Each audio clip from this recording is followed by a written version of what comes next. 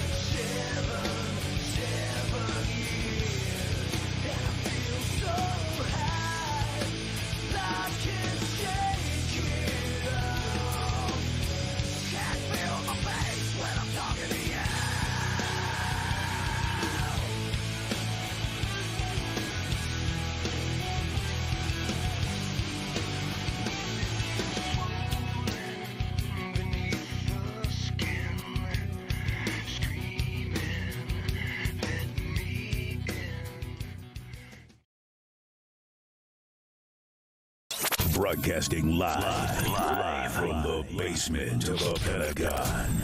This is WTF Nation Radio. All right. Here we go.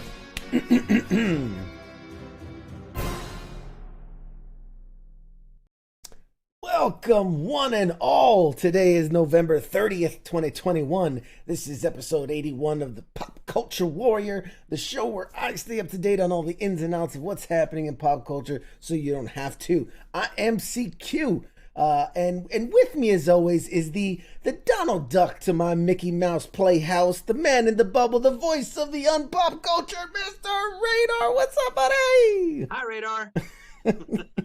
Say hi, Radar. What's going on, man? How you doing? Oh, we did it. We did it.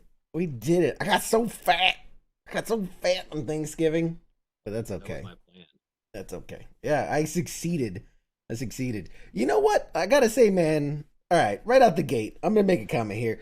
You are becoming very popular with the fans, sir. Oh. I mean, Is it my hair? I'm seeing so much Radar love.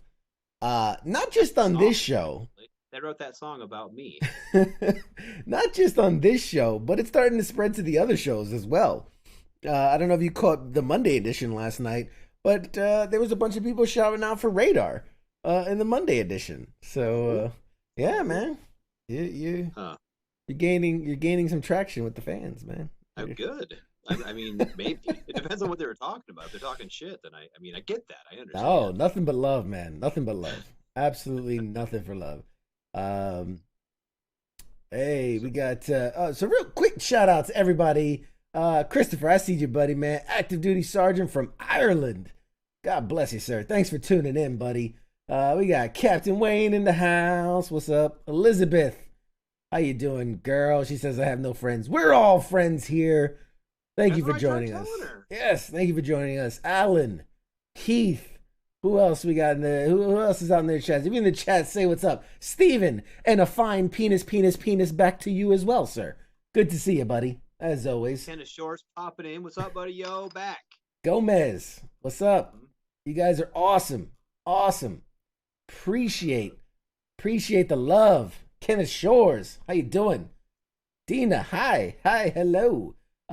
Thank you guys for checking us out. Thank you guys for being part of this fine Tuesday edition Pop Culture Warrior. There's only Tuesday editions, but Tuesday edition of WTF Nation Radio / US WTF Moments live.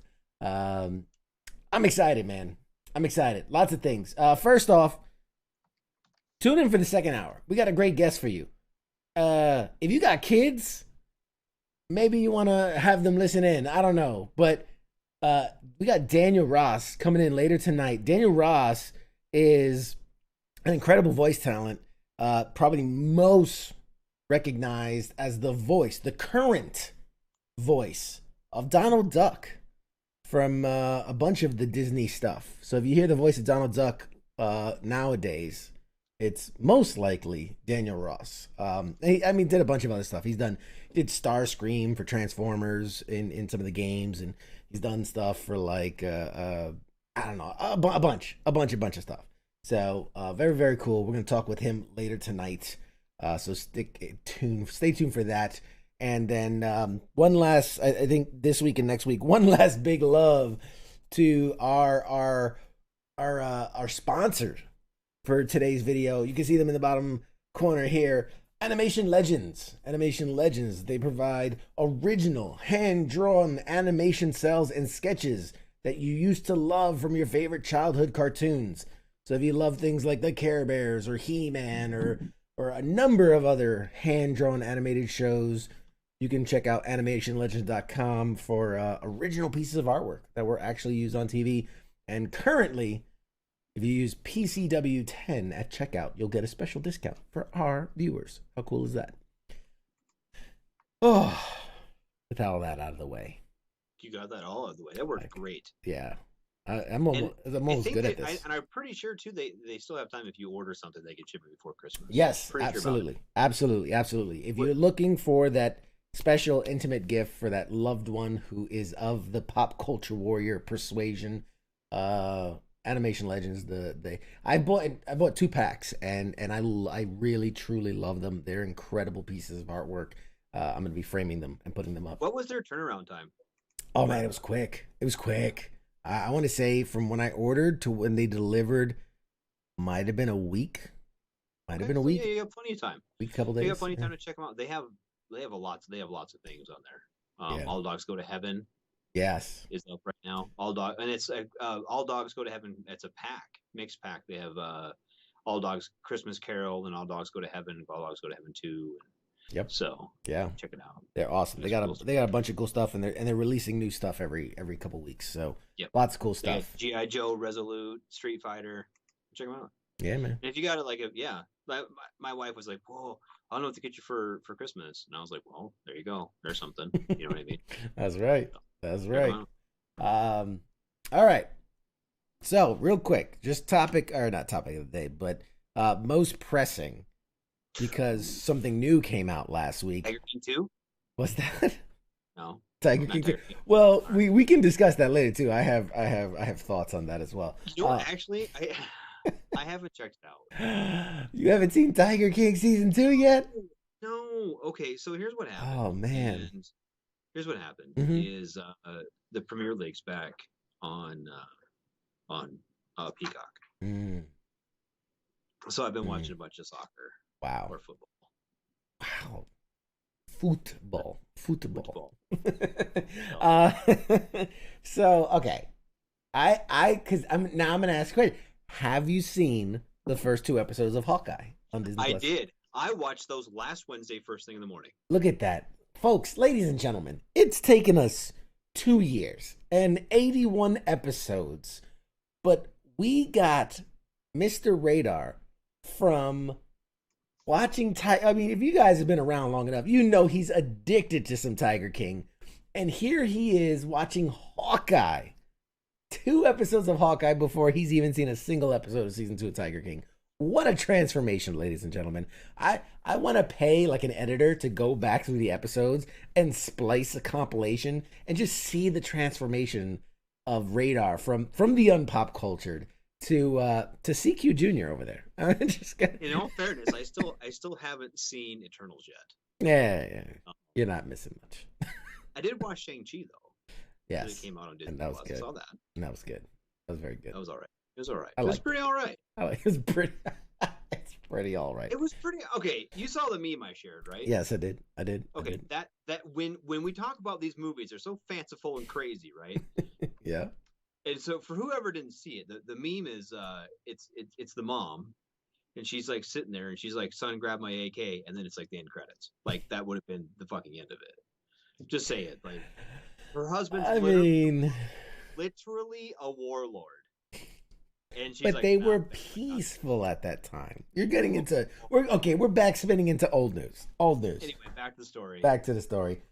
First 2 episodes of Hawkeye. What'd you think, man? That was all right. It was all right.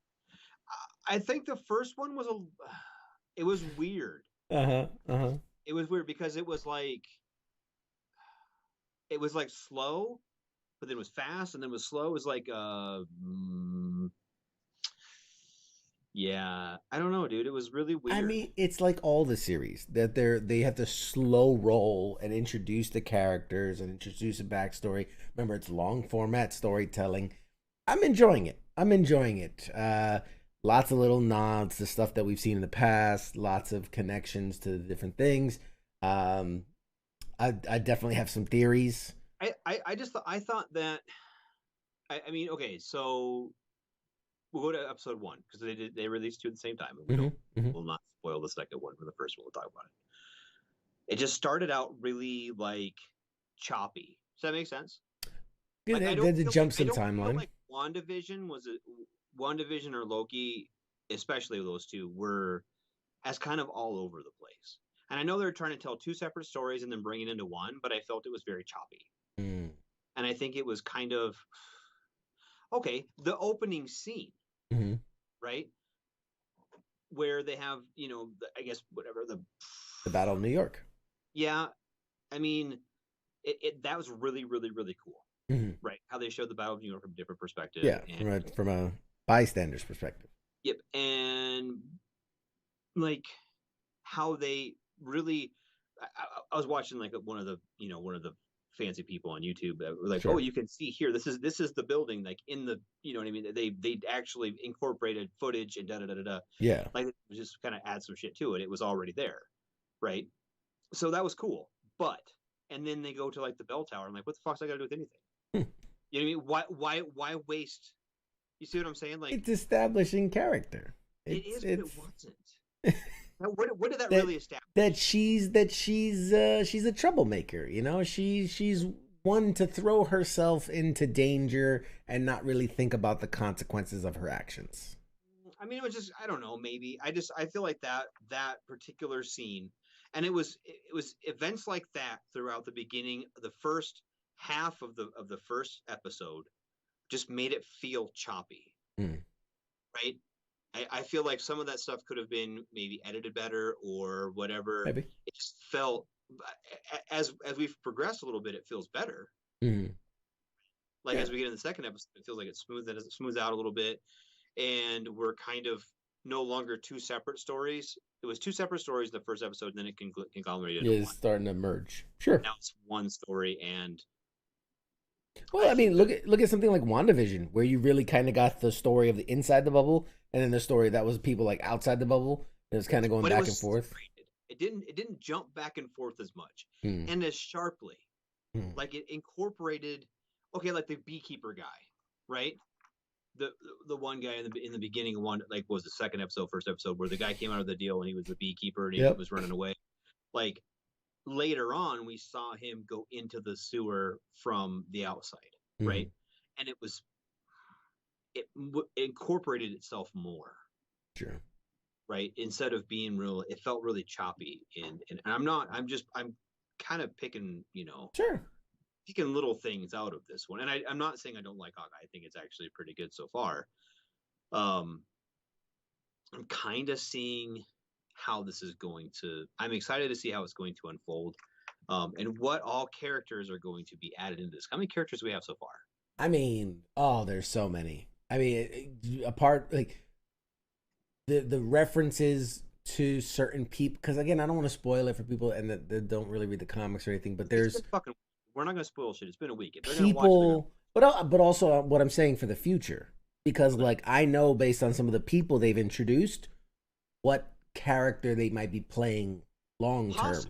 But we also know from like the Monica Rambeau people, like just because a character has one name or job in the comics does not necessarily mean that's how they're going to get folded into the MCU. Possible. You know what I mean? It's very possible. I think a couple things that I picked up on, okay, and this is me being indoctrinated, as Scott says. So we know for sure now that Tony sold the tower. Yeah. I mean, but we knew that back in Spider-Man, what was it, Far From Home? Yeah, but it was kind of Homecoming. But it was just kind of a secondary thought, right? Wasn't it? Right. And now it's been directly said, oh no, Tony sold that years ago. Yeah. Right. So there's that. We know in the comics that was sold to Kang. I mean, yeah. Because there's people saying that ENG or whatever, but it was a front for right, Kang Industry. Yeah, but I mean, like, there's people thinking that, like, oh, this could be the future Baxter building for the Fantastic Four. Oh, this could be a building that was bought by Kingpin, and they're gonna introduce Kingpin. There's the one it could be for Kang. So there's many different very popular buildings this could be. And I do like the idea. Or somebody said Oscorp. Right now that we know Spider-Man's merging, it could be Oscorp. I do like the idea that it'd be the Baxter building for the Fantastic Four, because we know for sure the Fantastic Four is coming. Yeah, that's been announced, and it's been announced by the same director as Spider-Man, John Watts. So I just like the connection of it all, of like, Iron Man building the Avengers, and then it kind of full circle comes and ends up being the Fantastic Four building. Another superhero team leases the building. At some point, I just want the building manager to be like writing the lease and be like, "You're not superheroes, are you?" And then, like, right? They're like, "No, we're just scientists," and then they become the Fantastic Four. I mean, okay, so that's part of it. We have Echo. Yes, introduced. Echo. Yep, at the end. Her name wasn't said though, was she? No, it's like Maya, and she wasn't announced as Echo. Like in the series, they're like, "We got to talk to the boss," and then they just flash to the chick in the background, and they're doing the sign language. So let her know, let you know that she's deaf. She is Echo. Yeah. Yes. And she's getting her own series as well. She is getting her own series. That's correct. So, and Vincent D'Onofrio, or whatever you pronounce his fucking name, Private Pile. It's still unconfirmed. But he said he's working on something, a Marvel property, right? Unconfirmed. I thought he had like tweets that said he's happy to work with Marvel or something like that. How do you pronounce his name? I just know it was Private fucking Pile. Vincent D'Onofrio. Yeah, sure. Yeah. Dinafrenio. It's like an Italian dish. Dinafrenio. No, it's D'Onofrio. All speculative. He made comments about how working with Marvel was great, but people can twist that into like he's currently versus he did work with them. I mean, there's lots you can take away from that. Right. But so we can just we'll put that as a maybe. Maybe. Sure. Right. But Echo works for Kingpin in the comics for a time. Yep. For a time. Well, that's kind of how she comes up, right? Because her dad is killed by him, basically. Mm-hmm. Yeah, but again, how many times have they altered what we know from the comics? So that gets back to my argument in the beginning. You're right. Yeah, I'm not. Yeah, it's possible. Yes, absolutely, it's possible that and again, with this whole multiverse shit looming, you can bring back Vincent D'Onofrio, even though it's like he was, but he kind of wasn't, and the whole thing. Well, and here's the other thing too with this too. I mean, lots of things with this. So I'm going to go back to the initial scene, at the bell tower scene, right? Had an Easter egg in it too, to a person. Yep. Right. Yep. Yes, it did. Possibly a character. I think it's spot on the nose. Like you don't name something like that without realizing what you're doing. Yeah.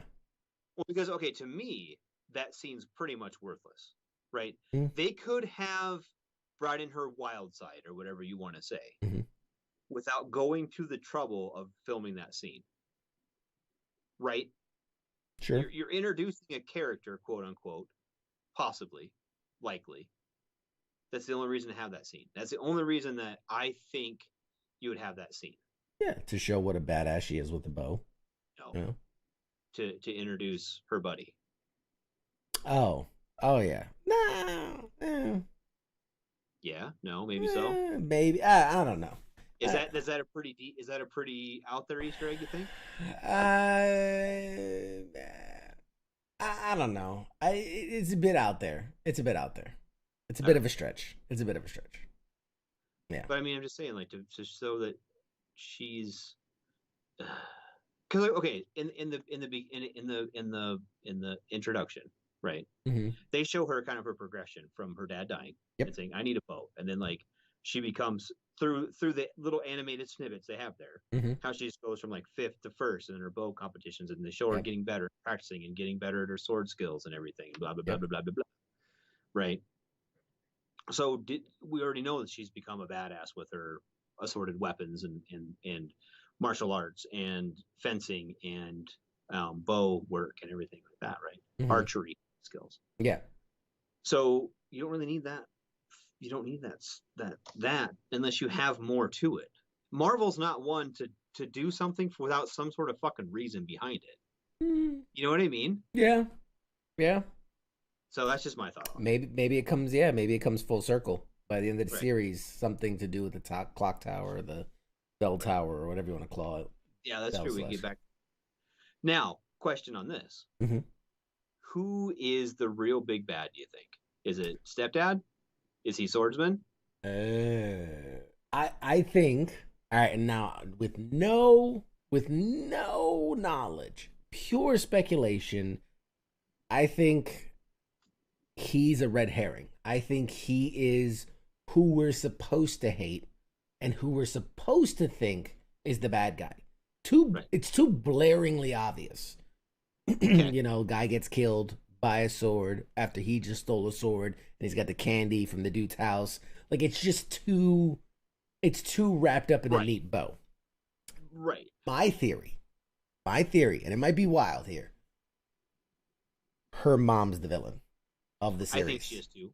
I think her mom is Madame Mask. If you ever read the comic books, Madame Mask is a character, disguised face, and has a very similar build, similar kind of hairstyle, but obviously face covered in a mask. I think that she is going to be a problem moving forward, and then what a way Kate has to overcome. Not just that it's a villain and overcome this villain, but for her to be her mom. And Marvel loves to do the whole family drama of like, parent versus child and good versus evil and all. Like, they love that stuff. They eat that stuff up. I mean, they've done it for Guardians. They've done it for Iron Man. They've done it for so many things. Hey, Tim, what's up, man? How you doing, bud? So we see that a lot in Marvel movies. So I wouldn't be surprised at all if it turns out the mother is the bad guy here, and she did what she had to do to keep them afloat, right? Because how did she become so rich when in the opening credits we saw we saw that they were struggling for money, right? And maybe dad dies and she gets big inheritance, maybe, but that's not going to run a lifetime of wealth.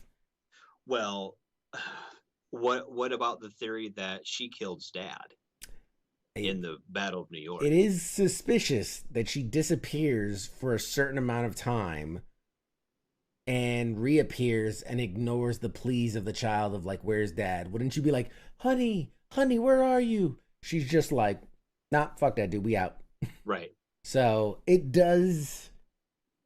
is suspicious. It is rather suspicious. And you know, I think, yeah, I think we'll see. We'll see. But anywho, we'll see as further episodes of Hawkeye come out. I'm excited to see where they take the series. How funny, real quick, or how funny was the Broadway scene? That's pretty funny, dude. Rogers, it was pretty good. You know, they hired like real trained Broadway actors and singers and brought them on to do that goofy thing. I just think that's hilarious. I think that's hilarious. All right, what else do we got? So, this was a okay. Big week of news. And anybody that knows me knows I love Spider-Man. Love Spider-Man. One of my favorites. Obviously love Spider-Man. So Monday, yesterday at midnight. So Sunday at midnight, going into Monday, the sales opened up for Spider-Man. Tickets to see Spider-Man No Way Home, which is in 2 weeks. Tickets opened up. And boy howdy, they crashed damn near every system. There was reports coming out from AMC, Regal, Fandango, Alamo Drafthouse, even my local like theater that has it's just one little theater to where I like to go watch my shows, crashed their system. And they're not even connected to any of those other systems. So it was crazy. It was madhouse.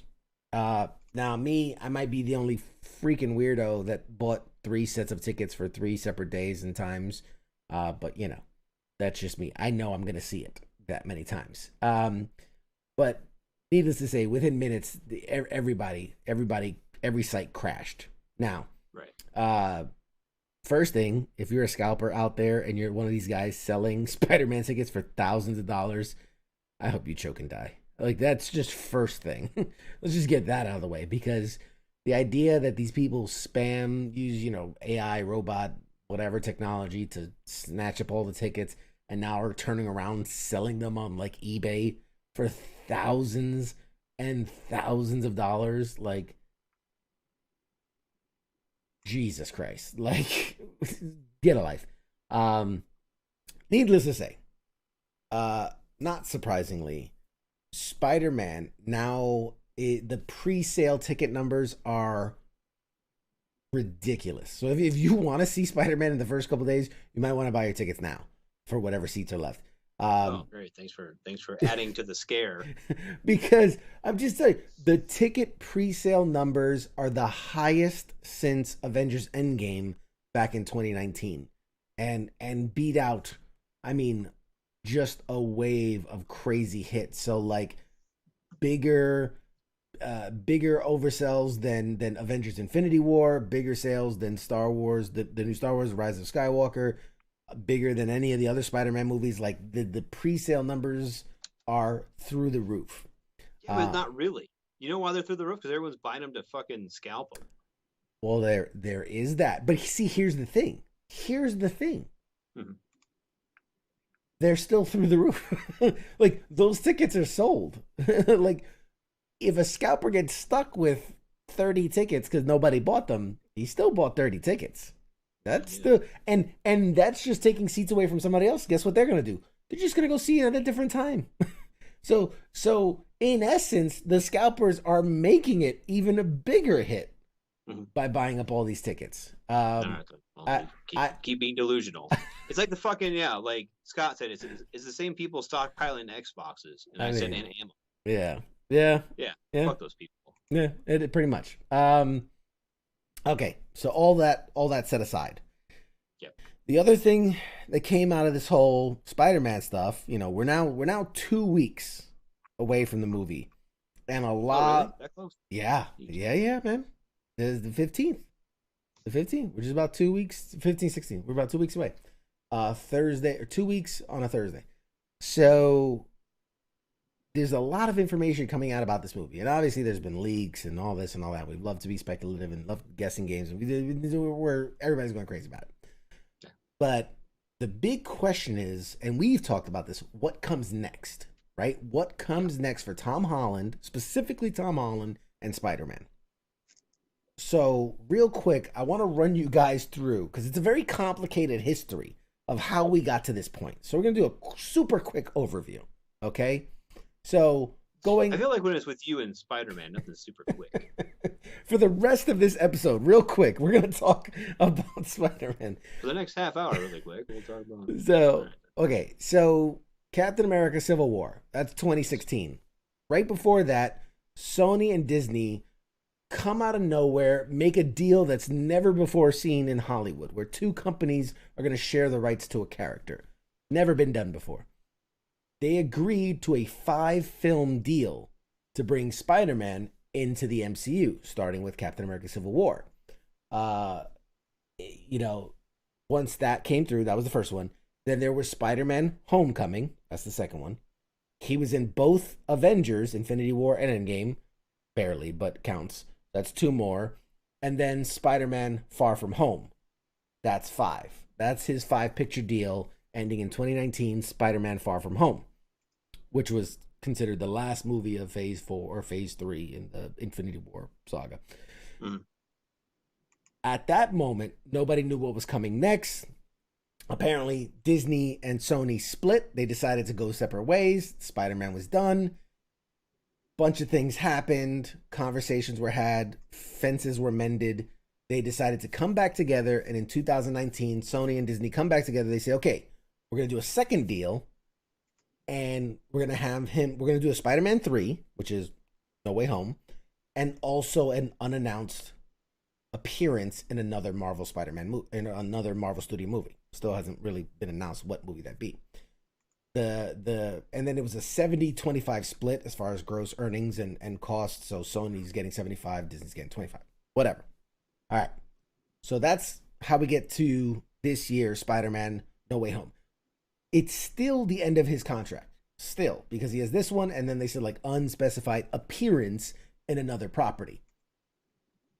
But otherwise, he's at the end of his contract. So now, earlier this year, Tom Holland said his words, he hoped to renew his expired Spider-Man contract shortly after No Way Home. That he would play this character, quote, for as long as they'll have me. He said this to USA Today, if they want to make 10 Spider-Man movies, you better believe I'll be there. Okay? That was earlier this year. Mm-hmm. Now, fast forward to this movie's wrapping. And on the day they were shooting the last day's work, he was quoted as saying, and he posted about this on social media, one more day's work here on No Way Home. It's a bittersweet day. When they were asked to kind of elaborate on why it's bittersweet, he said, I honestly don't know. It's the first time since I got cast as Spider-Man that I don't have a contract. It's just really difficult for me to talk about because there's so many things I'd love to talk about that would help me explain, but I can't because it would just ruin the film. So because of that, speculation was like, well, shit, maybe he dies. And that's why he can't talk about it, because that would ruin the ending of the film. Or not. So now, a couple weeks ago, GQ article comes out. In that article, the head Sony producer, Amy Pascal, she says, oh, I've talked to Holland about doing 100 more Spider-Man sequels. I'm never going to make a Spider-Man movie without him. That was her quote. But in the same article, when they talked to Tom Holland, he says that he starts to cast doubt on his return. He says, maybe it's time for me to move on. Maybe what's best for Spider-Man is that they do another story, like the Miles Morales. He says, I have to take Peter Parker into account as well, because he's an important part of my life. But if I'm playing Spider-Man, he's 25 years old when he's saying this, earlier this year. If I'm playing Spider-Man after I'm 30, I've done something wrong. So that makes it sound like he's kind of out the door, right? Like maybe, right? There's a little back for now. The latest news that came out literally yesterday. Amy Pascal, once again, the Sony head producing of these movies says, this is not the last movie that we're going to make with Marvel. This is not the last Spider-Man movie. We are getting ready to make the next Spider-Man movie with Tom Holland and Marvel. We're thinking of it as a trilogy, 3 films, and we're going to go on to the next 3. This is not the last of our MCU movies. So, wait up, hold up a second. She just drops this bomb that there's going to be another MCU trilogy of Spider-Man movies with Tom Holland. Where did that come from? So, obviously, you know, Tom Holland's doing the tours of the different things, and he comes in and they're like, well, what do you think about what she said? And he goes, he obviously seemed a little confused, like I don't know what I'm supposed to talk about, what I'm not supposed to say. So all he said was, listen, all I can say is we have some very, very exciting things to be talking about. I don't know what those things are or what they will transpire to mean, but it looks like it's an incredibly bright future ahead. And as I've said before, Spider-Man will forever live in me. So who knows what the hell is happening? That sounds very cryptic and kind of bullshitty. Right? But okay, hold on a minute though. Okay. So Tom Holland has not traditionally been known for being the most tight-lipped. Oh no, he's a big old spoiler warning. So I think I'm interjecting my own brain here. Okay. So sure, I know it's probably all wrong.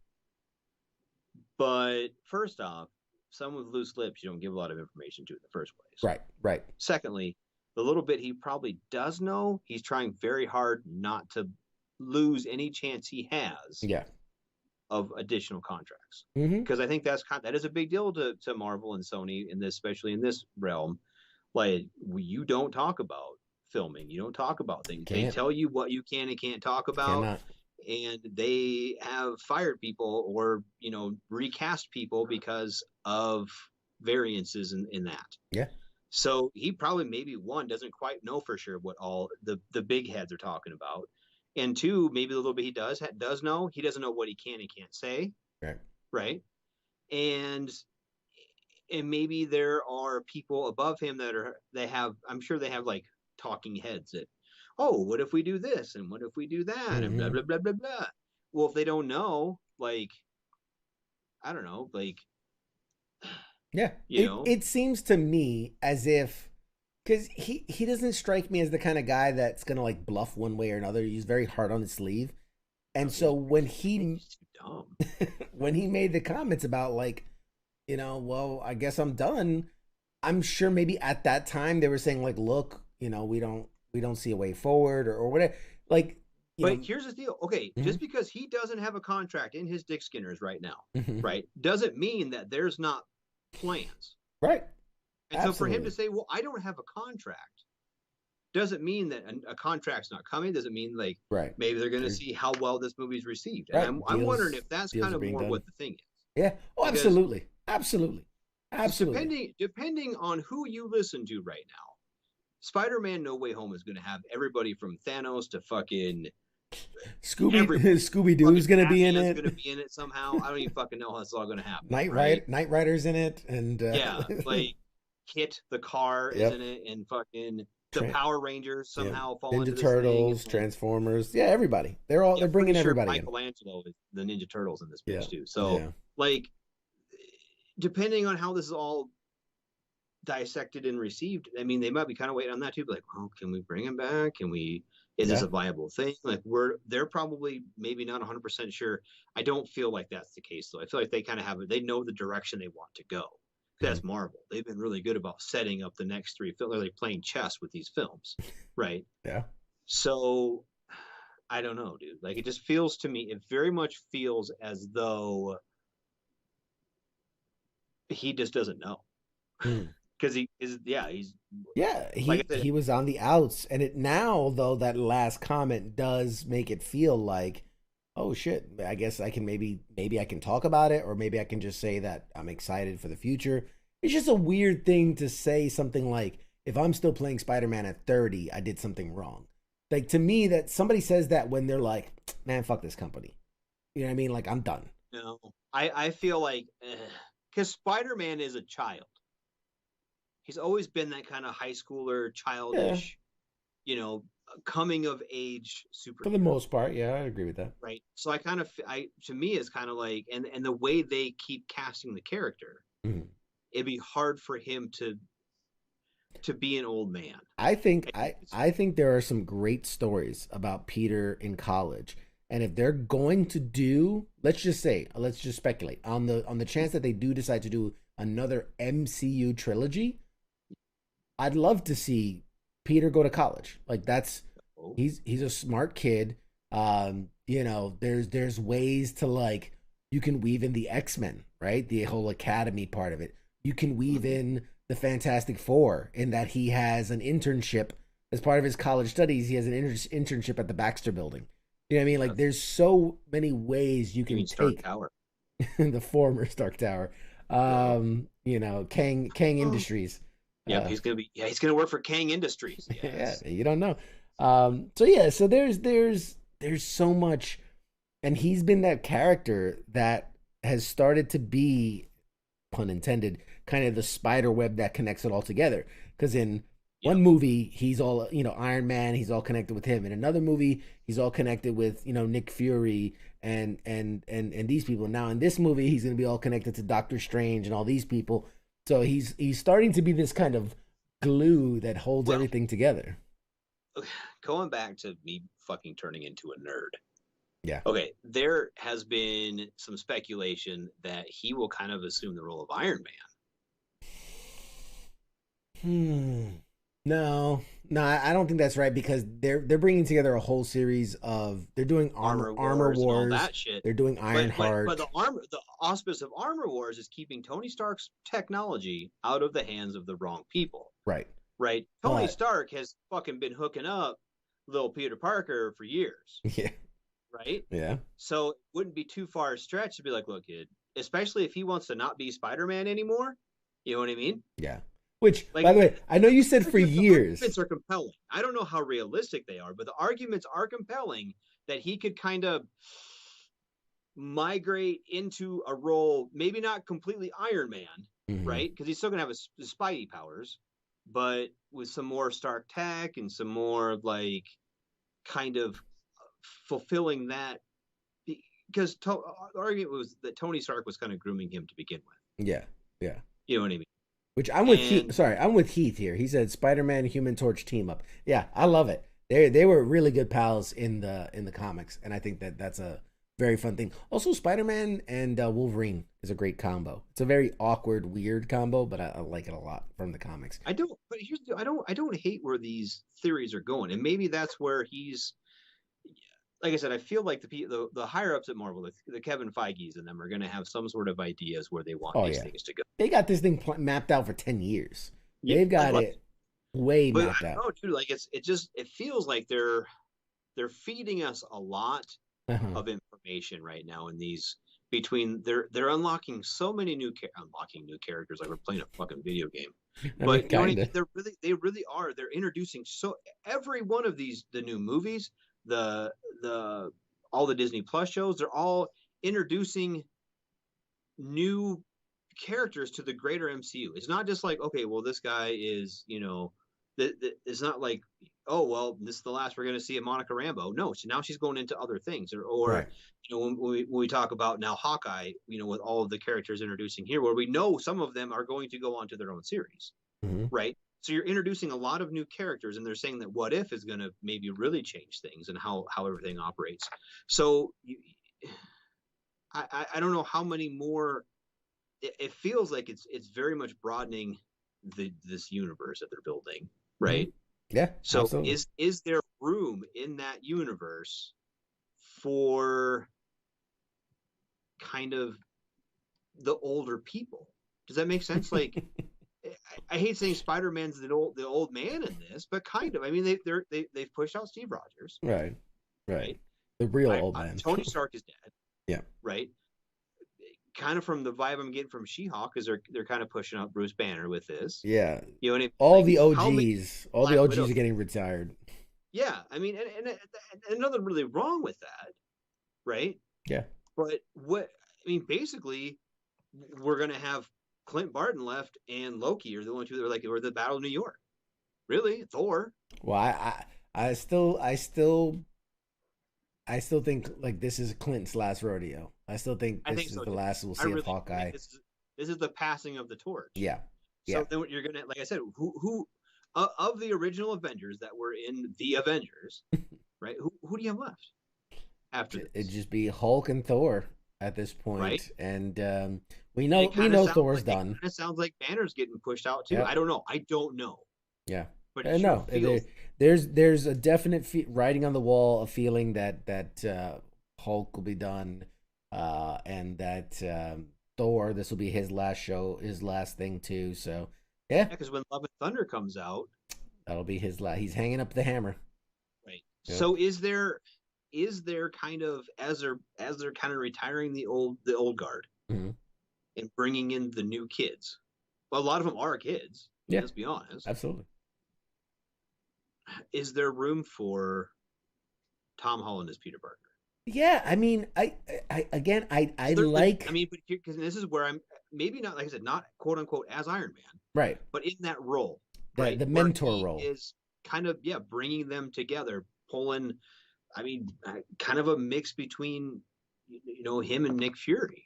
I think I can see a world in which Spider-Man is the closest thing to an OG we still have, right? He's the only guy left from the maybe not the Battle of New York, but from Captain America: Civil War. He's the last one left from the airport scene. Like I could see him. We got but from like that scene, we're still gonna have Wanda. Yeah, we're still gonna have Ant-Man. Yeah, possibly. Yeah, they're doing their next movie. We don't really know what's going on with Ant-Man now. They just finished filming principal photography for that one. Rhodey's still around, Bucky's still around. Yep. So, but I mean, like, I don't know. It kind of seems like with the only one so far of all everything that's come out since Endgame. Mm-hmm. Okay. It seems like everything they're retiring the old and bringing in new. Yeah. Or at least the sidekicks are stepping up into the role, major role. Yeah, they're becoming the new. Kind of. Yeah. I mean, I guess WandaVision was kind of whatever. I don't know how to take that, because I still don't even know whether she was the fucking good guy or the villain in that. Honestly, kind of both.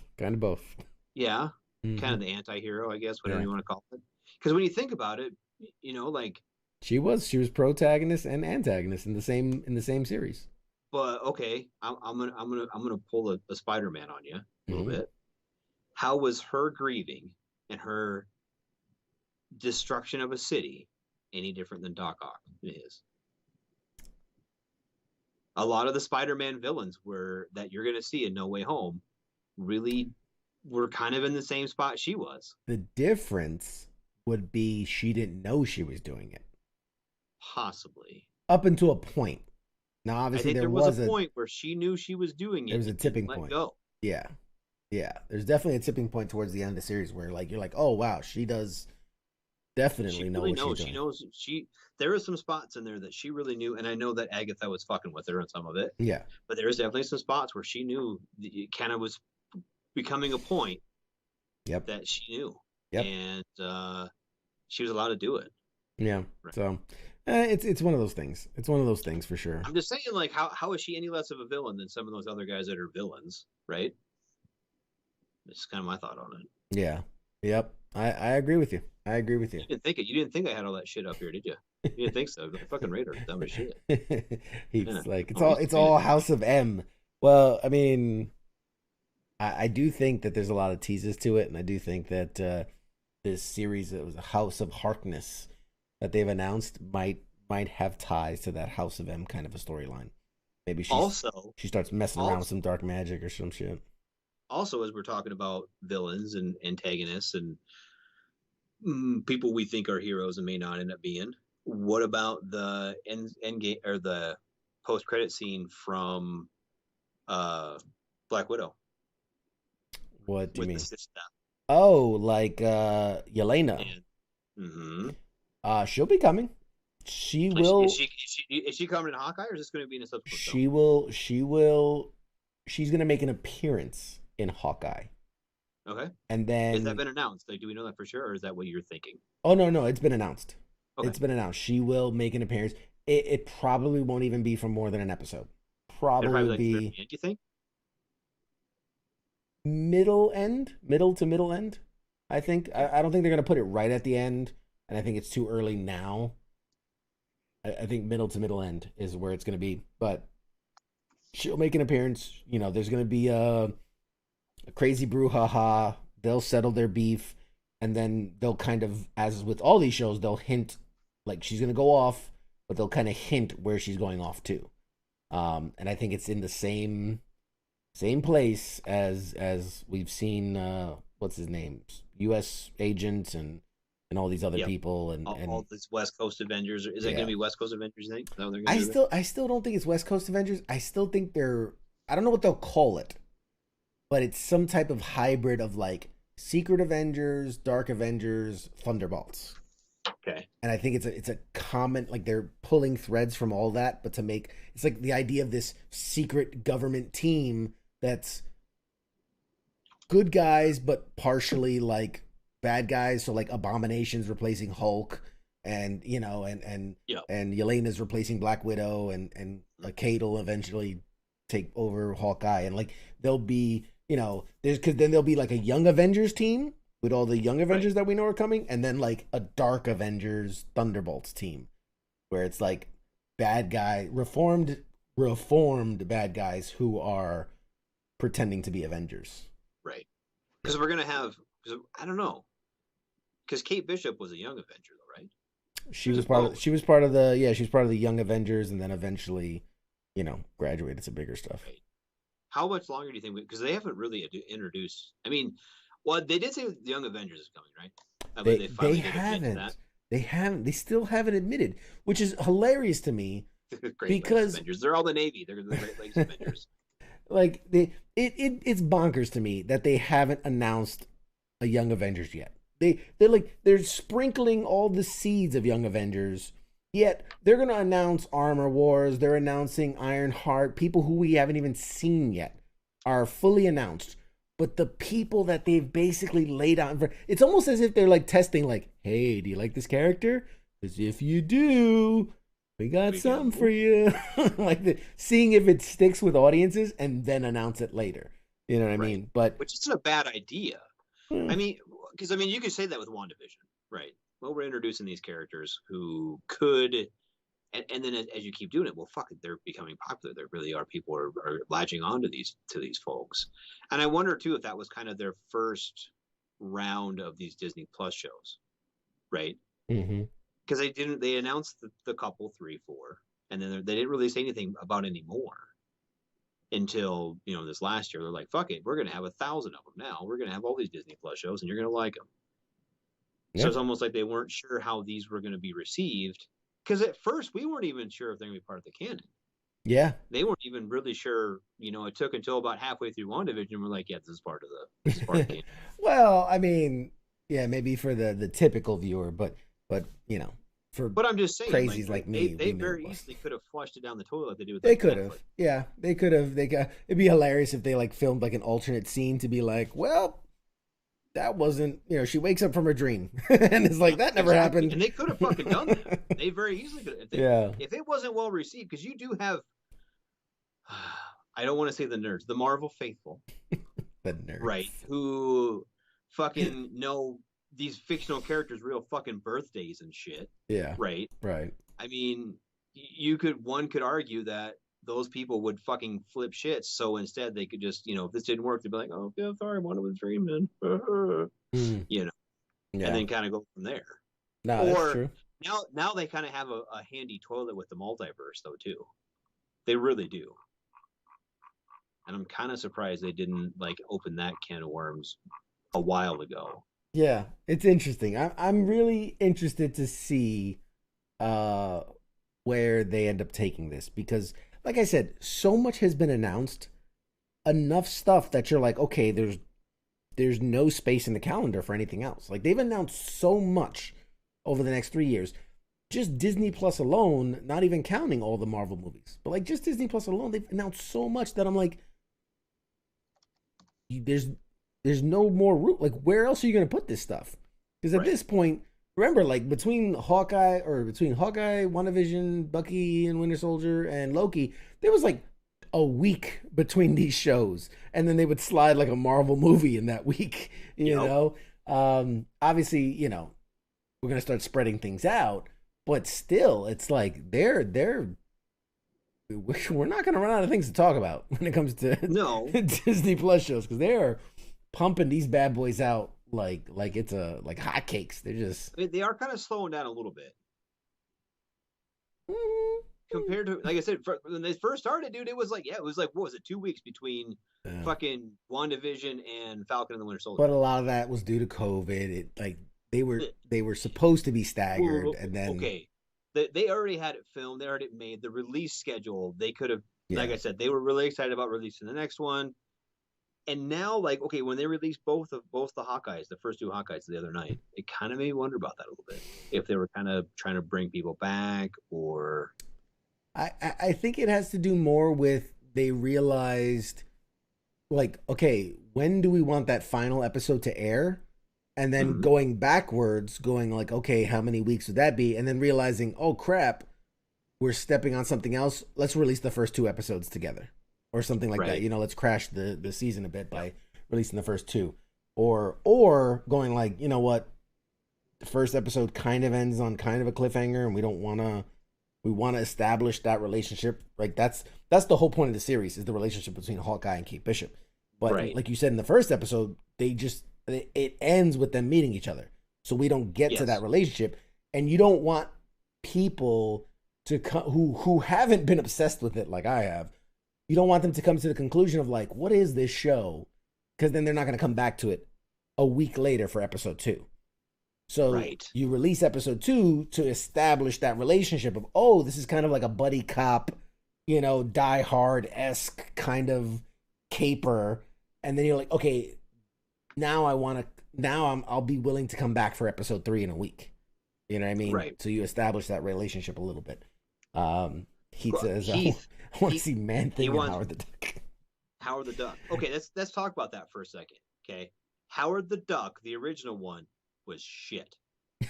You're talking about the movie Howard the Duck, the live action movie that they tried to make in like the early. Can we just agree right now that fucking movie was bullshit? I have my own opinions. I will not share them. They're not popular opinions. Right, you thought it was hot when the duck was fucking that chick. That's fine. Hey, okay. Anyway, back to bestiality aside, the movie was disgusting.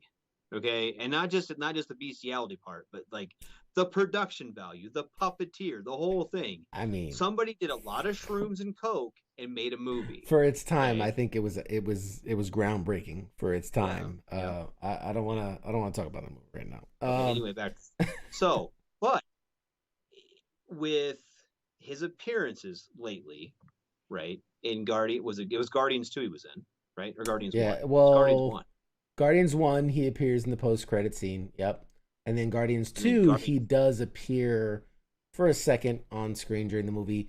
And for those that are like really diehards, in Endgame, when the portals open up and everybody comes running out of them, he comes out of one of the portals with a big old gun. So he was at the final battle. He was fighting it out. Thanos' forces. All right. So anyway, so he's had a couple minor, and then again, he actually kind of almost played a bigger role, quote unquote, in What If, right? But yeah. He's kind of becoming a more popular character. He's getting there. He's getting towards the. I think if you can believe in a walking, talking tree, why not a duck? I think why not? Well, okay, it's fucking Marvel, dude. If we can talk. Yeah, raccoons. Do you see the plot? Explain a plot badly. Yes. And it was Thanos, and it was like a single dad trying to save the world, save the world. Rock collection. Yeah. Anyway, Scott thinks it was a classic. Scott thinks Howard the Duck was a classic. I'm gonna. Did you do shrooms and coke and make a movie too? Anyway, back to the story. What was the objection? So, is it possible with okay, we're not going to take Radar's opinion on this. Mm-hmm. It was a box office flop. Okay. Yeah. It was not what one would call critically acclaimed, right? Didn't win a lot of awards. Marvel has a certain the MCU right now has a certain level of production value and storyline that now in 2021, sure. But, all right, okay. listen. Quick, we gotta cut to break. Can they bring Howard the Duck back for a show or a movie? Yes or no? Yeah, I think they could. Okay, do you think it'd be good? I think it could be. They got what's his name? Seth Green. Like me now. We're switching the roles here. Yeah, I'm gonna send you back to indoctrination camp, man. Your brainwashing's wearing off. You need a second round. You need a booster. Well, they could make it good. You need a booster shot. All right, guys, we're gonna cut to a quick break. When we come back, we got the amazing Daniel Ross joining us, ladies and gentlemen. Should be a fun show. Hey, Radar, we'll catch you after the interview. Say bye, Radar. Bye, Radar. All right, guys, we'll see you after a short break. Shots. Do you ever online shopping and go, what the is this? We sell the animation cells you're seeing on the screen. What's an animation cell? Well, we all know digital animation is how you make cartoons these days. Animation used to be created by sequencing hand-painted celluloids. Literally thousands of these hand-painted cells would make up just minutes. To own one of these cells is owning a piece of the show and a piece of your childhood. Check out animationlegends.com today, because once these are gone, they're gone for good. You're listening to the sounds of WTF Nation Radio. U.S. Army WTF Moments. This is WTF Nation Radio.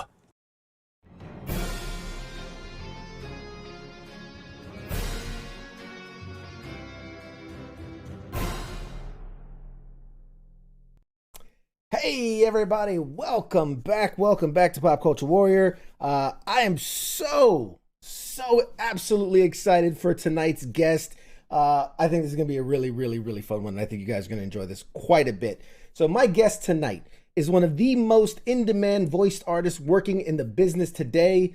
Originally a theater and film actor / producer from Maryland, he moved to Los Angeles in 2014 to begin pursuing his work in the voiceover industry. Since then, his voice has been featured on almost every major network, including Cartoon Network, Nickelodeon, Disney, Netflix, HBO Max, WB, and Amazon. Most notably, he is the voice of Donald Duck in the smash hit series Mickey and the Roadster Racers, and a bunch of other shows on Disney Channel and Disney Junior. He was also featured as the lead villain, Starscream, in 2007's Transformers: The Game, which was made by Activision, selling over 3.6 million copies worldwide. He's also voiced lovable Lucky from Lucky Charms cereal commercials. You can hear him on shows like The Tom and Jerry Show and Tom and Jerry New York, Mickey Mouse Funhouse. He's got credits ranging just a mile long, credits in video games like World of Warcraft and Neverwinter. He was the winner of the coveted 2020 Voice Arts Award for Outstanding Body of Work Best Voiced Actor, and is now a TikTok sensation with over 1 million followers. Everybody, please give a warm welcome to our guest tonight, Mr. Daniel Ross. How's it going, man? Hello, everybody. Hey, thanks for having me. What a great introduction. I feel like I should jot all that down for myself. You're going to want to use that. Later on, but that's good. Thank you so much for being here tonight, man. I'm so excited to have you. Thank you. Feelings mutual. we got a lot of people watching right now. Somewhere 40 something watching live on Facebook and more across the platform. So everybody. This is gonna be a lot of fun. I can already tell. Oh man, I can't get used to that. It's so weird, and I mean that in a very nice way. It's such a weird talent to have, to be able to slip into something like that. So, it's one thing if a character, and we're gonna go way into this, but it's one thing when a character's like an offshoot of your voice. But to be able to take your voice to such an extreme place and do it so effortlessly is an incredible gift. I give you so much credit for that. Thank you. I will take all the credit you can send. Venmo me, please. That's it. What form of payment? Okay, so first question, right out of the gate. Everybody knows this in the audience. The same one I give to everybody that We comes got on the show. drum roll. Drama. I have sound effects. Okay, so what is your kind of connection to either the U.S. military or just the military at large? Oh, excellent question. Well, my dad served in the Coast Guard for some time, and I've had relatives from older generations who served in World War II and many other battles. I have some friends who have served in the military, and I just think, what can you say about people who put their lives on the line to protect everybody else? It takes a certain type of person to really do that so selflessly. And I just have all the respect in the world for my fellow American citizens who have served and done so much for us. I feel the same way about healthcare workers right now, educators, just some of the most standout people that you will ever encounter. And I am, for whatever it's worth, grateful to those who are listening who have served. Thank you. Outstanding. Wait, can we get like a thank you for your service from Donald Duck? Is that weird? Is that weird to ask? Well, he's a fellow military person himself. Thank you for your service. Oh, I'm gonna clip that and use that. I just hope you know. And already in the comments we got, wow, your guys' backgrounds, look similar. So, Yes. fellow nerds, man, fellow nerds. We rocking it, man. There it goes. You got the cap shield. I have a mass amount of Transformers. Hey, to each his own. I got the Marvel stuff going, which I mean, there's the connection, right? That Marvel Disney connection. There, it's there. It's there. That's right. So it wasn't always connected, but now it is definitely connected. Today it is. I have it on good sources. Is a Disney princess. There you go. I was gonna say, does that make like guys like Optimus Prime? Are they considered Disney princesses, sort of? Well, Transformers isn't technically Disney Right, no, owned. that's- I'm sure in the future anything could happen. I at the rate that Disney is buying things, I'm sure it's only a matter of time until whatever it is, Hasbro or whoever owns those companies now, gets it going.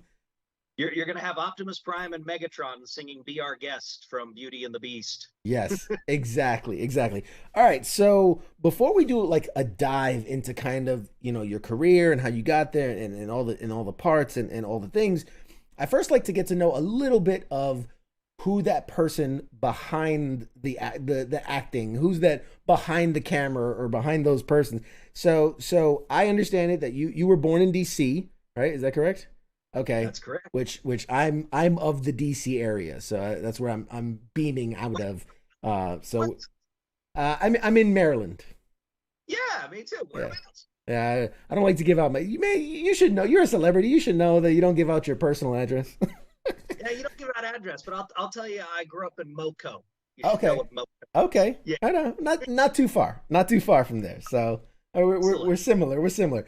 Okay, so you wanted to give me an idea because obviously Wikipedia and IMDb, they can only go so far. So tell me a bit, who were you growing up? Were you the class clown? Were you the serious kid? Who were you growing up? Well, first of all, if IMDb knew this information, I'd be a little bit concerned. So yeah, I was definitely the class clown. From a very young age, I've always enjoyed making people laugh, engaging with people. And I think there was something really magical to me about the movies in particular that really influenced me. I loved going to a singular movie theater, going to one screen and being transported to faraway lands and seeing, crazy stories of things that I would maybe never encounter in life. And that really influenced me throughout my youth and throughout my adult life, just kind of steering the direction of what I wanted to do. So as a kid, yeah, I loved making people laugh and being silly. Any kind of self-deprecating humor was great.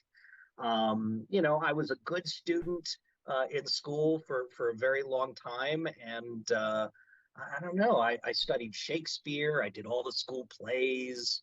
That was a lot of fun. But I was kind of a latchkey kid. You know, my parents were busy, and so I would go out and about and hopefully survive. And fortunately, I did. Yeah, if he makes it home, he gets another day. You know, That's right. That's right. Those 80s kids, man, we had it the best. It was just like, you know what? If he dies, he dies. Just he'll figure Saturday it out. morning tunes, a Swanson dinner, and maybe some video games. Outstanding.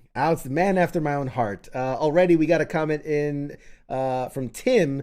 He says, hey, he's from the Glen Burnie area of Maryland. So I don't know if you know Glen Burnie near Baltimore. I know Glen Burnie. I didn't live in Glen Burnie, but I know Glen Burnie well. All right. He also said that every time you do the Donald Duck voice, he giggles like a 7-year-old high on Cocoa Puffs. So you're still Charms. Lucky Charms, right, man? He's the leprechaun, man. You gotta eat the but isn't it cool that like you can, like, this is a grown ass man. Let's just say this is a grown ass man, and your voice can like an arrow hit that part inside that just it triggers that childhood thing, you know? I'll tell you something. It's one of the reasons I really wanted to get into voiceover specifically, because cartoon characters are the anchors to our innocence and our childhood. You know, as adults, we have different kinds of cartoons that we watch, like Family Guy or The Simpsons, but harkening back to your childhood, those are the things that linger and the things that don't go away. They're always there. And as life continues to change and evolve, we grow up, our priorities change. There is one singular way to laser focus to that piece of our youth and our innocence, and that is cartoon characters. Also food, and other sensory, issue things, but cartoon characters in particular, I just really make that magic, and that was something I wanted to tap into. One of the things that I really loved about movies and TV shows was being able to affect people in a positive way or even a negative way. I love the fact that I could go and feel things that weren't necessarily there before. And so the storytellers who created that for me, those experiences, are the same people that I now call my colleagues and my friends out here in Los Angeles. Yeah. But yeah, cartoon characters, right to the heart, man. And we're gonna get to that. We're gonna get to that because there's so much there I want to unpack. There really is.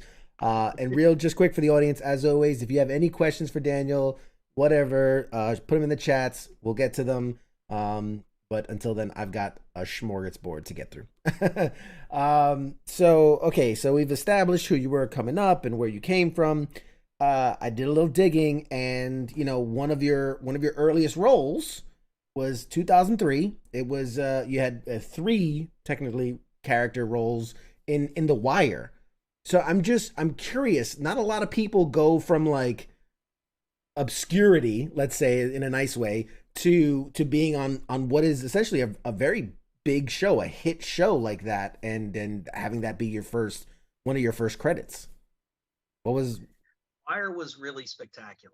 At that time, I was, green behind the ears, bright-eyed and bushy-tailed, and just excited to participate in something that was TV adjacent.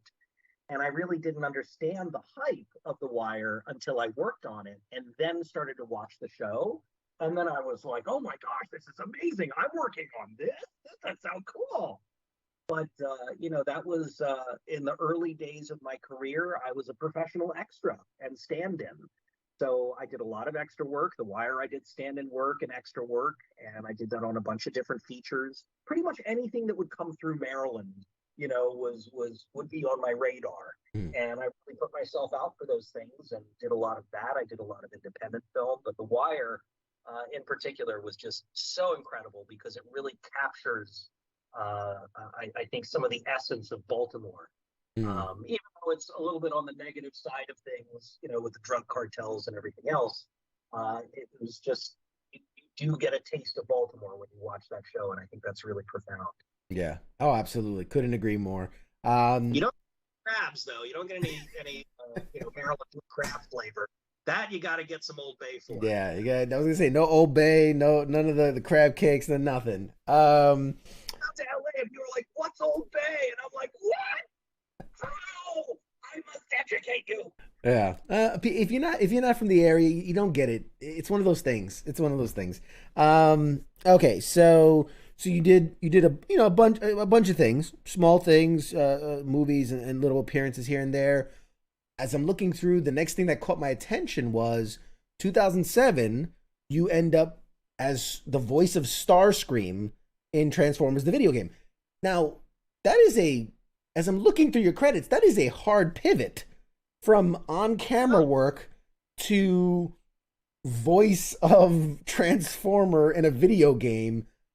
How do you make that jump? How does that happen? Yeah, I fought for it to happen. My motto is it's the squeaky wheel that gets the grease. You have to make some noise. You have to be seen.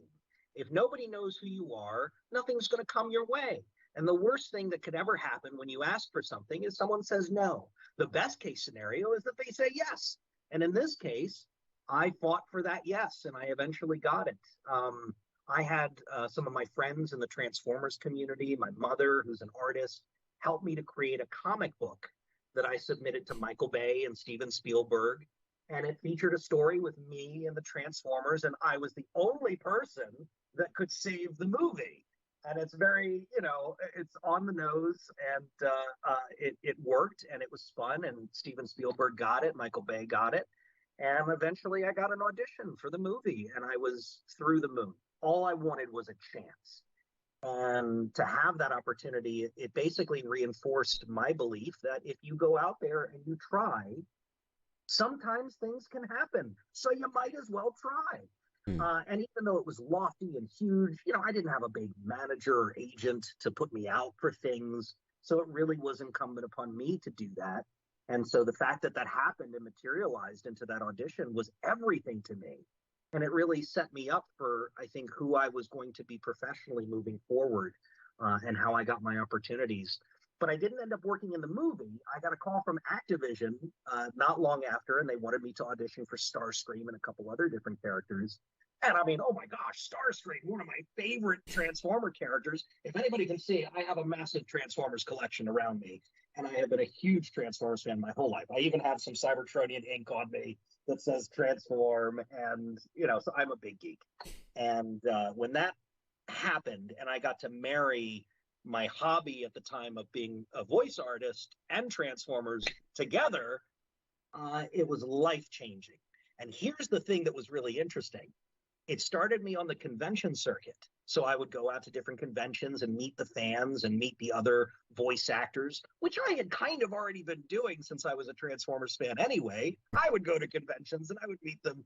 But this was different access, you get in line to get an autograph signed when you go to a convention. But from my perspective, we could go to lunch. We could go grab a coffee or something and chit chat.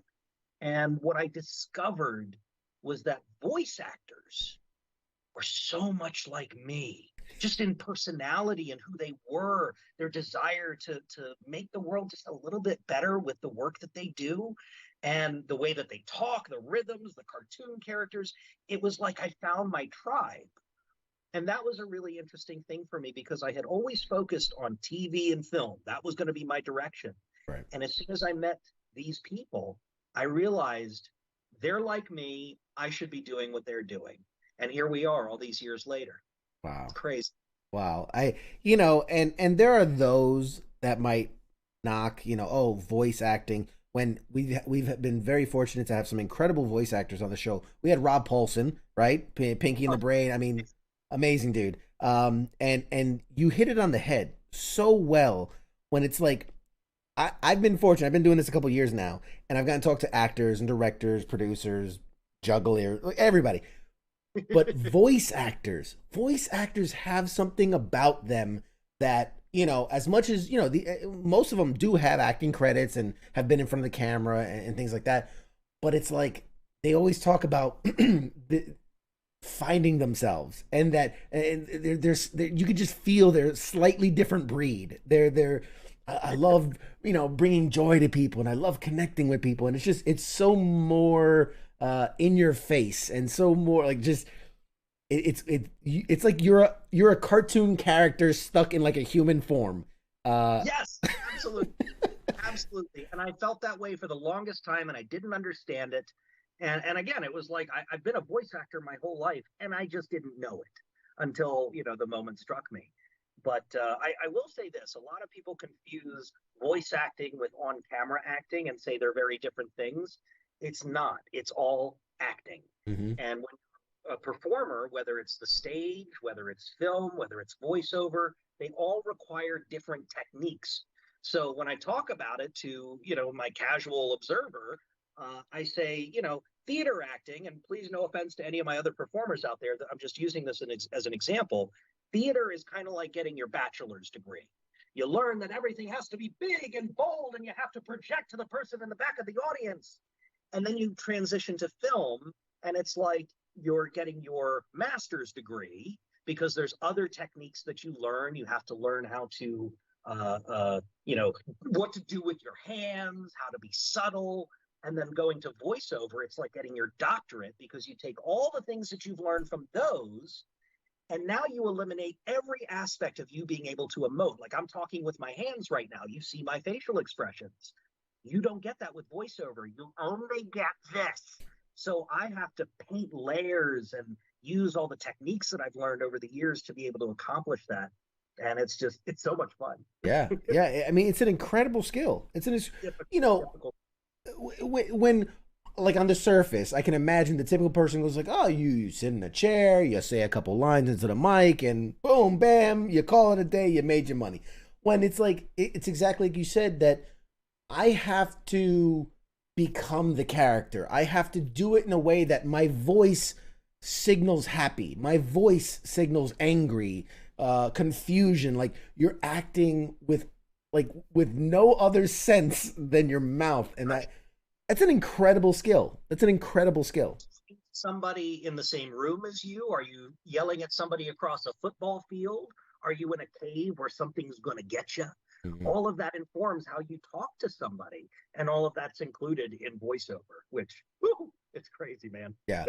In your experience, does everyone from kind of the production side, when you're doing, let's say, a cartoon or a commercial, does everyone have that same seriousness, for lack of a better word, of the work? Or do you kind of sometimes go into a thing and you're like, man, they don't even know how hard I'm working? No, I don't get that sense at all. I feel like when you're in the room, when you've made it, when you've auditioned, hundreds of times per year, and you book that one thing and you're there, you're in the room, it's a matter of calling into everything that you've learned, the accumulation of who you are as an individual, and whatever they saw that made them bring you in the first place. So everybody is excited to be in the room, because we all get to play in the sandbox. Even on the production side, the voice directors, the producers, the writers, there's a symbiosis that takes place where everybody is working in tandem with each other, and we create something really magical. And then, we finish our session, we go home to our lives and hope to repeat it again and get that same, endorphin rush. I can imagine it's all the chemicals. I can imagine it's kind of a rush, but you're bringing life to this thing that, exists only in, people's imaginations and whatnot. We do have a comment. So I guess he goes, I'm an OG Donald Duck fan, Darkwing Duck fan, DuckTales fan. I guess there's a theme there. He said probably 90% of my young cartoon viewing. What did you watch growing up? Oh my gosh. So I was born in the 80s, and my go-tos were the real Ghostbusters, if anybody knows the difference there, Thundercats, Transformers, G.I. Joe. I'll even throw in Gem and the Holograms and Care Bears, because you got to represent He-Man, Masters of the Universe, She-Ra, all of those. That was what I grew up with. And then I think as I was going through school, it was the Disney afternoon with Aladdin and DuckTales and Tailspin and Chip and Dale's Rescue Rangers. That was what I was brought up. Absolutely. And Darkwing Duck was a classic. A lot of duck themed characters there. I remember Gargoyles. When Gargoyles came out, that was like game changer for me. I was like, oh my god, I'm an adult now.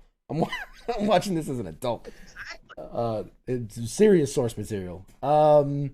Okay, from Scott, he says Mark Hamill is one of my favorite voice actors.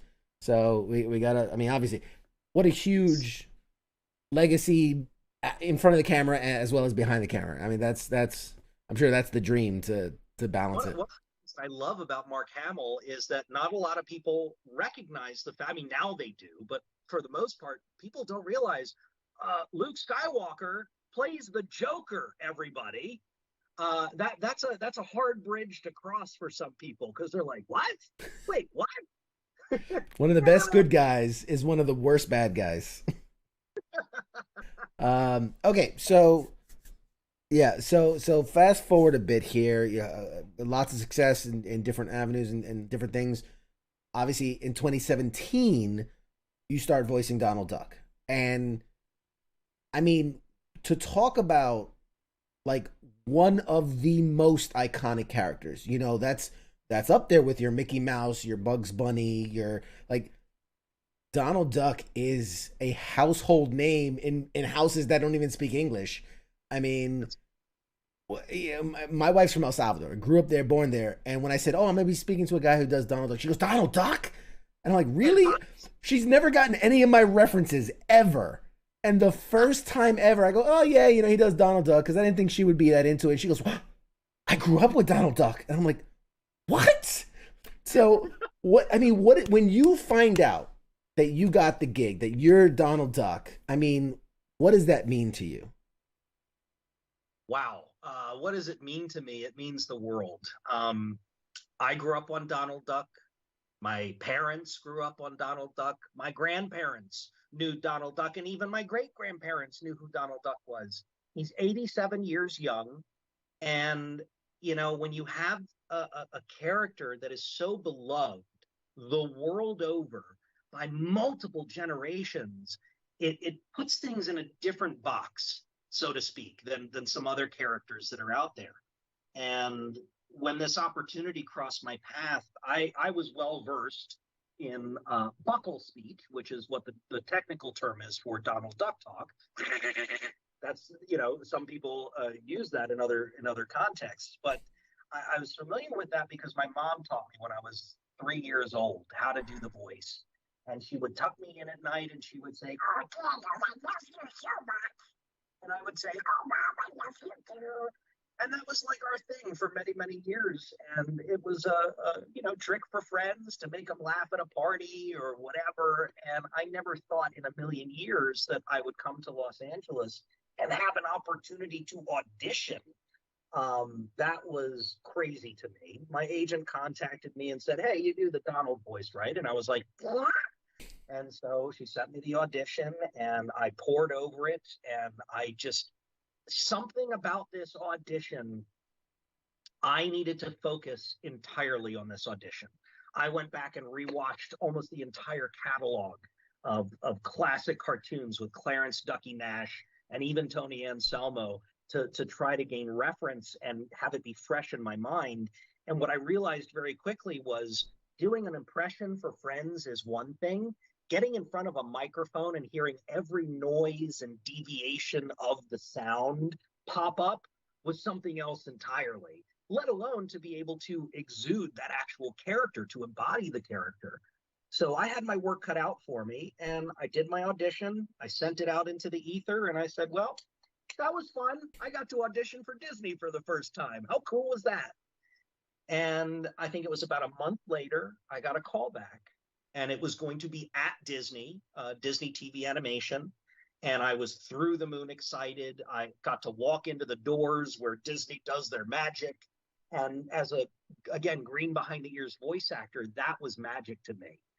Put Donald Duck aside, being able to step into Walt Disney TV animation and participate in any small way with that was just, chef's kiss. So I got in, I did my callback, I had another callback, I had another callback, and eventually I got the call, "Hey, you booked it." And it didn't register with me, what that meant. It was like, oh, I got the job? Okay, maybe I can do this voiceover thing after all. And literally, my life changed, and it was just such an amazing thing to share with my mom, who at the time was battling with cancer, and to have that connection was real Disney magic. And yeah, it's been really wonderful. She's very proud of me, and everybody is just so excited. And 6 years now we've been doing it. The show came out in 2017, but we had been recording in 2015, and keeping a secret like that for almost 2 years. Oh my god! I can imagine they're like, oh, so what are you up to? Nothing, just working. Like, yeah, exactly. And the pressure was on for me because I really care about the character. We've got history together, you know? So the weight and the responsibility of generations of Disney fans and Donald fans hit me like a wall of bricks, and I just respected it and wanted to do the best that I could. And I always say I'm borrowing the keys to the cabin cruiser for as long as they let me, but what an honor of a lifetime to play in that sandbox. yeah. What can I say? And I mean, you know, obviously iconic character, obviously, and it hasn't been voiced by all that many people. It's not like, oh, there's a list of 20 guys that have done the thing. Like, it's a very curated list. Like, they guard the keys to this character like as they should. As they should. You don't want just any Joe Schmo, you know, doing the thing. Here I feel like Joe Schmo, but I'm number 3. In 87 years, there have been 3 people who have officially voiced the characters for TV shows and movies. Clarence Ducky Nash, Tony Anselmo, and little old me. Oh man, that you know, you are like, it's one thing to say like, oh, I got this job and I'm doing this thing, and maybe it's, again, I think of like Rob Paulson because we talked, but like, oh, you know, Pinky and the Brain, like that's like an iconic character, but like to be like, I'm one of the voices, I am the voice, one of the people that have done the voice for, like, I can't even wrap my brain as a fan, as a person that just enjoys it. I can't wrap my brain around like the connection that you have to people. I mean, that I'm curious when obviously with COVID it's been crazy, but when you were doing conventions, when you're meeting fans, when you're interacting fans, like what are the kind of reactions you get from fans? Well, I think the first one that always cracks me up is, you don't look 90 years old. And I'm like, well, of course I'm not 90 years old. I'm the third person to have voiced this character. Because a lot of people think that there's one cartoon voice, and then as soon as that ends, then the character ends, and that's not the case. The characters will live on beyond us, which is what they're supposed to do. And Donald will be, 200 years old, and I will be an afterthought in the corners of Wikipedia. And that's just the way it's supposed to be. But that's one of the fun things that I get asked quite a bit. And then, of course, were you in this or were you in that? And, I always tell people exactly what I've done. But, when you meet one of the voices, you have all these other memories and things in your head and things that make you happy. And again, my goal is just to make people as happy as I can while I'm here. So conventions are my favorite thing to do. I love going on TikTok Live, answering questions for fans, doing some, impressions or other voices. That's just something I really enjoy doing. And with COVID hitting, it made it impossible to do that. So I'm very excited that we seem to be slowly coming out of this strange phase in all of our lives. And there are some conventions booked for next year, and I'm ready. I'm ready to go. I can't wait to see people again. Yeah. And I mean, we're very fortunate, I think, too, in this day and age to be able to have things like Zoom, things like TikTok to give you a platform to connect with an audience when we can't do it in person, face to face. I mean, can you imagine 10 years ago, 20 years ago, this hits us? I mean, yeah, it's the purge, like without connection. The early 19s of the early 19, what was it, 1918 was the last big pandemic. They didn't have TV and internet and Facebooks and all of that wonderful stuff, and here we are chatting over Skype and Zoom these days. Yep. So it's crazy. We've done pretty well for ourselves. Very much so. All right, so question from the audience. Are there any voices that, like, okay, I guess after a long day of doing voices, is there any that particularly hurt or kind of wear you out? So the number one rule of voiceover is if it hurts, don't do it because you don't want to mess things up. This is my bread and butter right here. So I have to take care of it. That's not to say that there aren't things that wear me out. Yesterday, I had almost a 4-hour creature voice session. And I can't tell you what it's for, but after a couple hours of literally screaming and okay, we need like a Jurassic Park type scream. Let's give it about 6 seconds. Like there's only so much air inside of me, and after doing that repeatedly, I'm probably going to sound like this a little bit. I'm going to sound like Super Dave Osborne, or I might sound like Harvey Firestein or something like that. So if you get to that point, it's time for some vocal rest and possibly some delicious hot tea. Yeah, I know. I saw one of your TikToks. The tea regimen. The hot water and the lemon. It's good for the. I talk for hours on end, but nothing close to the level at what you do. So I feel for you. It is very intense. I had a session 2 months ago that knocked me out for almost a week. I couldn't speak because it was so much, and because I wanted to please the people in production. I didn't say, hey, let's stop right here and let's schedule the second part of this session on a different day. I was just like, boom, let's go, let's get it. And I wore myself out. And that's something that you kind of have to avoid. Yeah. What are you going to do? Yeah, you can't act around your way when you're the voice. That's right. So again, doing that voice, and I'm sure now it's so easy to slip in and out of and to do. Maybe starting out, are there hard words to say? Were there hard syllables to pronounce when doing that voice? Donald? Yeah. So interestingly, for me, not so much. When everything happened and I arrived for my first session on Mickey and the Roadster Racers, I was given a sheet that was created by Clarence Nash that had all of the words that were difficult for him to say in character so that the writers knew to avoid certain words. And I know the same has translated through to Tony Anselmo as well. But for me, I can say just about anything, and I can speak in other languages, and I can even tweak the voice a little bit. There's the classic Donald Duck, which I was told to tweak,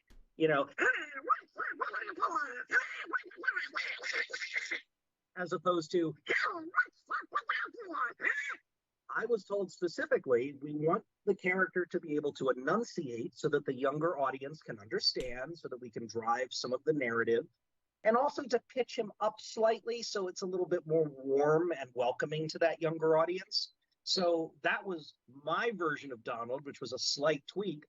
But I can do the old, I can do the new, I can do other things with it, and I really haven't had those obstacles. I'd say the only thing that is tricky is to say, as Donald's name is, Donald Duck, the at the end is impossible to say with the voice. I have to add that sound. So if you watch my face, Donald Duck, Duck, Duck. So I'm using two different mechanisms to make that sound.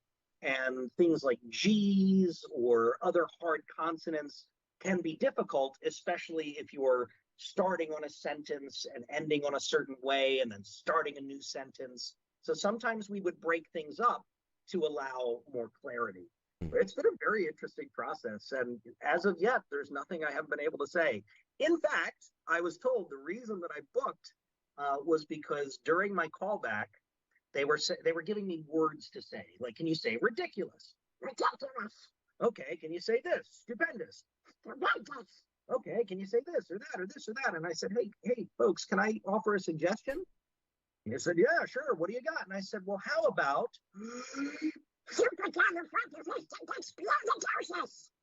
and they all kind of went, oh, okay. And I think that's the moment I booked the job. Not only is that difficult, but it's also, it's got the Easter egg, and that's a Disney thing. So they're like, Exactly. you threw in you got it all. You hit it all on the head. That's incredible, man. Wow, what a gift. And to think that it goes all the way back to you being a kid, and it was just kind of this throwaway gag between you and your mom. Like, that's awesome. I love the way it's come full circle for that. Me too. What else I got for you? Which, by the way, everybody's loving this. Everybody's right now mocking. Everybody's doing their impressions of us hosts, because obviously we have our little things that you know how it is. People have their own little catchphrases or things, so people are doing impressions of us. So they're following right along with you and doing impressions. Because this is Disney. Now I know this is different than, let's say, Marvel. This is different than, let's say, Star Wars. But because does it still fall under that same level of secrecy that we hear so much about? Like, you can't talk about this and you can't talk about that, and like all these different things. I think what's interesting is that part of the allure of the Marvel stuff is the secrecy. So it's almost its own thing. All of us actors have to sign something called a non-disclosure agreement, right. an NDA, which means we can't talk about stuff. Or if we're confronted with stuff, we have to be as vague as possible. And that's just a part of the professionalism involved in the job. You want to be able to work, so you don't want to compromise that by doing something stupid. So with that said, no, I haven't had the same level of scrutiny as some of those areas have, because those are major spoilers. I don't know that anybody's going to be really spoiled on something from Mickey's A Tale of Two Witches, right. Or Mouse Mixed Up Adventures. I think it's more kind of go with the flow, but for my own sake and for the things that I have to respect and honor, I'm not going to say anything until I'm given the go-ahead. Right. Can you tell us, does Donald survive the next thing he's doing? Does he make it through? Are you allowed to say? I'm pretty sure he's going to outlive me. So I'm just going to say yes, a blanket yes, which entails nothing. Disney, I've said nothing. All of a sudden, like, somebody comes running in my house and kidnaps me. Yeah, there's a little red dot on your forehead. Okay. It's all in jest until on TMZ confirmed from actor Daniel Ross. Donald survives everything. He's never in any danger whatsoever. Take it all out. So I'm curious when you, and we kind of talked about this a little bit on the side, but when you get a character like this, when you get such an iconic character, which is instantly recognizable, is there a certain level of scrutiny on you, the person, where they go like, listen, you can't be saying this, you can't be doing that? Like, are there rules that you have to follow to be the voice of that character? There's nothing set in stone. That's a great question, by the way. There's nothing set in stone, but I think it just kind of follows. A career ebbs and flows in different ways. And my early upbringing, I used to do independent films, and I made a series of films called the Ninjas Versus Trilogy, Ninjas Versus Zombies, Ninjas Versus Vampires, Ninjas Versus Monsters. And my character was a vociferous potty mouth. Oh my gosh, a lexicographer of bad words. And so I go from being that person to now being preschool friendly.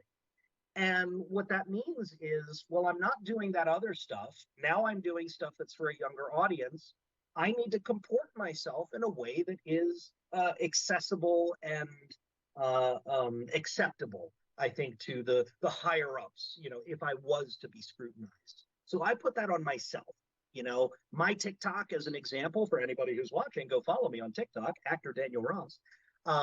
I've really put it upon myself to be as PG as I possibly can. That's just a personal choice in my private life. I am not that way entirely, but I like to be accessible to as broad an audience as I can be, and it's just on me. But look, if Disney or Nickelodeon or anybody came to me and said, hey, we need you to follow these rules or whatever, I would just say yes, because that's part of my job. It's part of my job. Right. I mean, again, I think I liken it to, it's like being a brand ambassador, you know? Yeah. Yeah. You know, like when you go to the theme park and there's the person in the mascot costume, there's a certain level of like, I don't know what you're talking about. Those are actual characters. when you see the actual Donald Duck at the theme park, Right. you know, they have to behave themselves a certain way, you know, and Anytime I go to the parks, I always say hello to the boss and I let him do his thing. right. Absolutely. Absolutely. And by the way, don't think I was going to let this interview end without talking about the whole versus zombies versus vampires versus monsters. We were absolutely getting to that. Absolutely. But I wanted to get through, you know, the obvious stuff first. So congrats, by the way, 2020 outstanding body of work, best voice actor. That has to be, I mean, in your line, like, I can't fathom, like, I can't even put that into, like, in my day-to-day life, what award would I win that for doing what I do? But, like, what does that mean to you to get something like that and be recognized in that way? Certainly it's validation. You know, I think we all have this little thing called imposter syndrome in all of us that feels like we shouldn't be doing the things that we're doing, the things that we like doing, or maybe I'm not good enough, or I don't have enough education or whatever. We're all kind of stumbling through life the best way we know how. And so to receive something like that from my peers was wonderful. It really was a message to me that I'm doing the right thing, and the things that I've had to sacrifice over the years and the hardships that I've endured as a human being have been worthwhile and recognized by other people. And so once again, to be able to make this world just a touch brighter, and have people say, "Hey, you did that, and we appreciate you for that," really meant the world to me, especially given the time that we were all going through. You know, I don't want to linger too much on that, but it was a nice moment for me to be able to say, we can keep going, we can do this, and it makes a difference. Yeah, and I don't want to. Shining, look how shiny it is. I have some nomination stuff back there, but we haven't won yet. But we're working on it. That's all. You just got to keep submitting, man. Keep grinding. That's what I always say. It's just next year. Next year's our year. And I'm because you haven't even.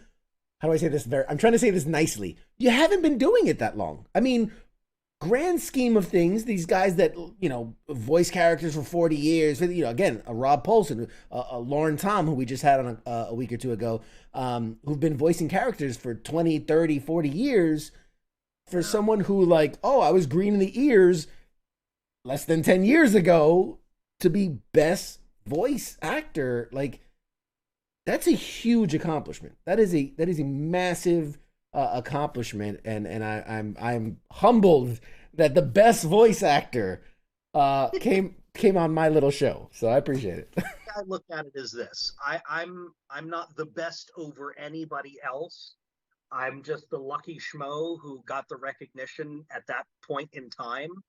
But look, the Rob Paulsons of the world, Debbie Derryberry, the voice of Jimmy Neutron, is one of my dearest personal friends and has been such a great mentor. David Sobolov, the voice of Gorilla Grodd on The Flash, Drax and Guardians, has been one of my mentors for almost 15 years. And, you know, it takes an entire village sometimes to make certain things happen. And when it comes to the support of the people around you, my family has been supportive of me throughout my life, doing this weird thing called acting when I should have been a lawyer or a dentist or a doctor or one of those other things. I went and chose this really crazy lifestyle. And people, again, like Rob Paulson, just continue to inspire me every single day. I'll tell you this. The first time I went into the studio to record a song, this was also for Mickey and the Roadster Racers. It was the Three Caballeros, Rob Paulson, Carlos Alazraqui, and myself. We each go in to record individually. And Rob was coming out of the studio as I was going in, and he recognized me, and he goes, "Hey, Daniel, what are you doing here?" And my first thought was, oh my gosh, he remembers my name. And, secondly, he came over and gave me a big hug, just one of the warmest, incredible people you'll ever meet, and so genuine. And he's like, "What are you doing?" And I said, "I'm here to sing a song." "What song?" "Oh, it's for the Three Caballeros." "Wait, where are the three? What are you doing?" And I said, "I'm Donald Duck." And he put his hand on my shoulder and he said, "Welcome to the club, kiddo. Congratulations. I'm so happy for you."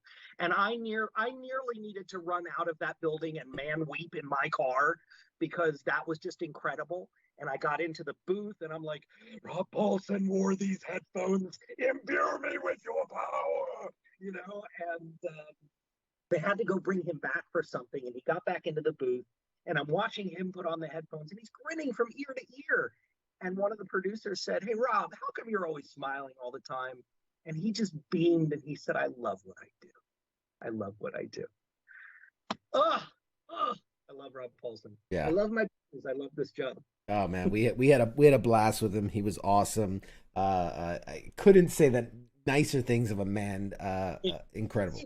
Viewers out there, if you haven't seen that episode, once you're done with me, don't stop this episode. Once you're finished, then go back and watch Rob Paulson's, because he's just incredible. He's absolutely the best, absolutely the best. And people were calling for a part 2, and I'm like, all right, we'll get him back eventually. We'll get a part 2, because there's with a guy with somebody who's been in the business forever, there's not enough time. There's just not enough time to really get into it. And their experiences are all different, because we go from the legends who've been in this business for decades, who went from having to record audio demos on tape, to where now everything is digital and things have changed. The dynamic of everything has changed. So gosh, I'm just grateful to be here. Absolutely. And for those that don't know or don't follow you on TikTok, first of all, how dare you? Secondly, you do a number of really good impressions. I mean, Bobcat, I've seen you do Mr. Herbert from Family Guy. Yeah, man. I mean, Bobcat's like one of my favorites. Yeah, man. Thanks. I don't know how you. Whatever. I'm geeking out over here because I'm like, I love that stuff. I love I'm the kind of guy that I want happy, and I want the world is such a doom and gloom. I served in Iraq. I served in Afghanistan. I've seen enough misery. I've seen it. I just want to be flooded with good feelings. That's why I love my nerd stuff and my cartoons and my geek stuff, because that's what it's there for. That's what it's there for us to express what's inside of ourselves and make everything a little bit better. Yeah, that's why I love you guys, because there's not enough. Come in and I record. My booth is over here. I've got all my toys and the things that I love, the posters of the work that I've done. This is my sanctuary of creativity. And, you cultivate it for what you need. So that applies to everybody, not just voice acting. Absolutely. But I love the guys that bring cartoons to life. For whatever reason, they just have this innate cheeriness and this in your face, I'm gonna make you happy whether you like it or not. It just pours out of you guys. Man cave, but a she shed is great too, or even a they place. Whatever is your creative spot or brings you happiness, that's what it's all about. Absolutely. And I know we're running short on time, so I want to get as many more questions as I can in with our time with you. I know a number of people and viewers of the show who have done things like extra work or background work. I mean, is there, if you want to get into this business, if you want to be more in front of the camera, if you want to pursue something like voice acting, is there a better way to go about it? Is there some good advice you could pass on to the listeners? Absolutely. My advice to anybody who's interested in getting into the entertainment industry is to first and foremost weigh your options.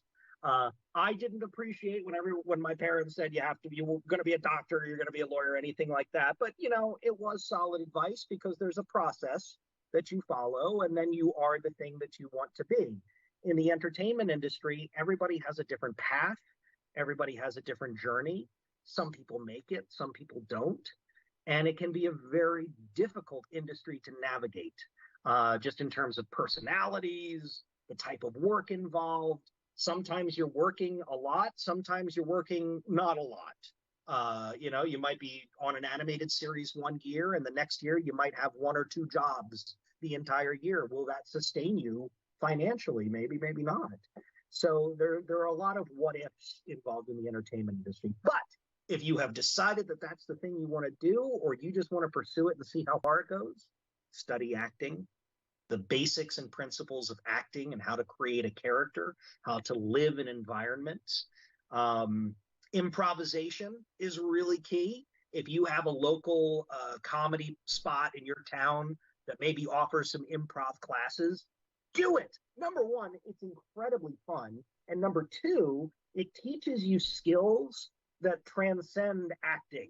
This is interpersonal skills, how to think on your feet, how to listen attentively to other people, which, I mean, let's be honest, all of us could use an upgrade on our communication skills at any point in our lives. Improv is key to that.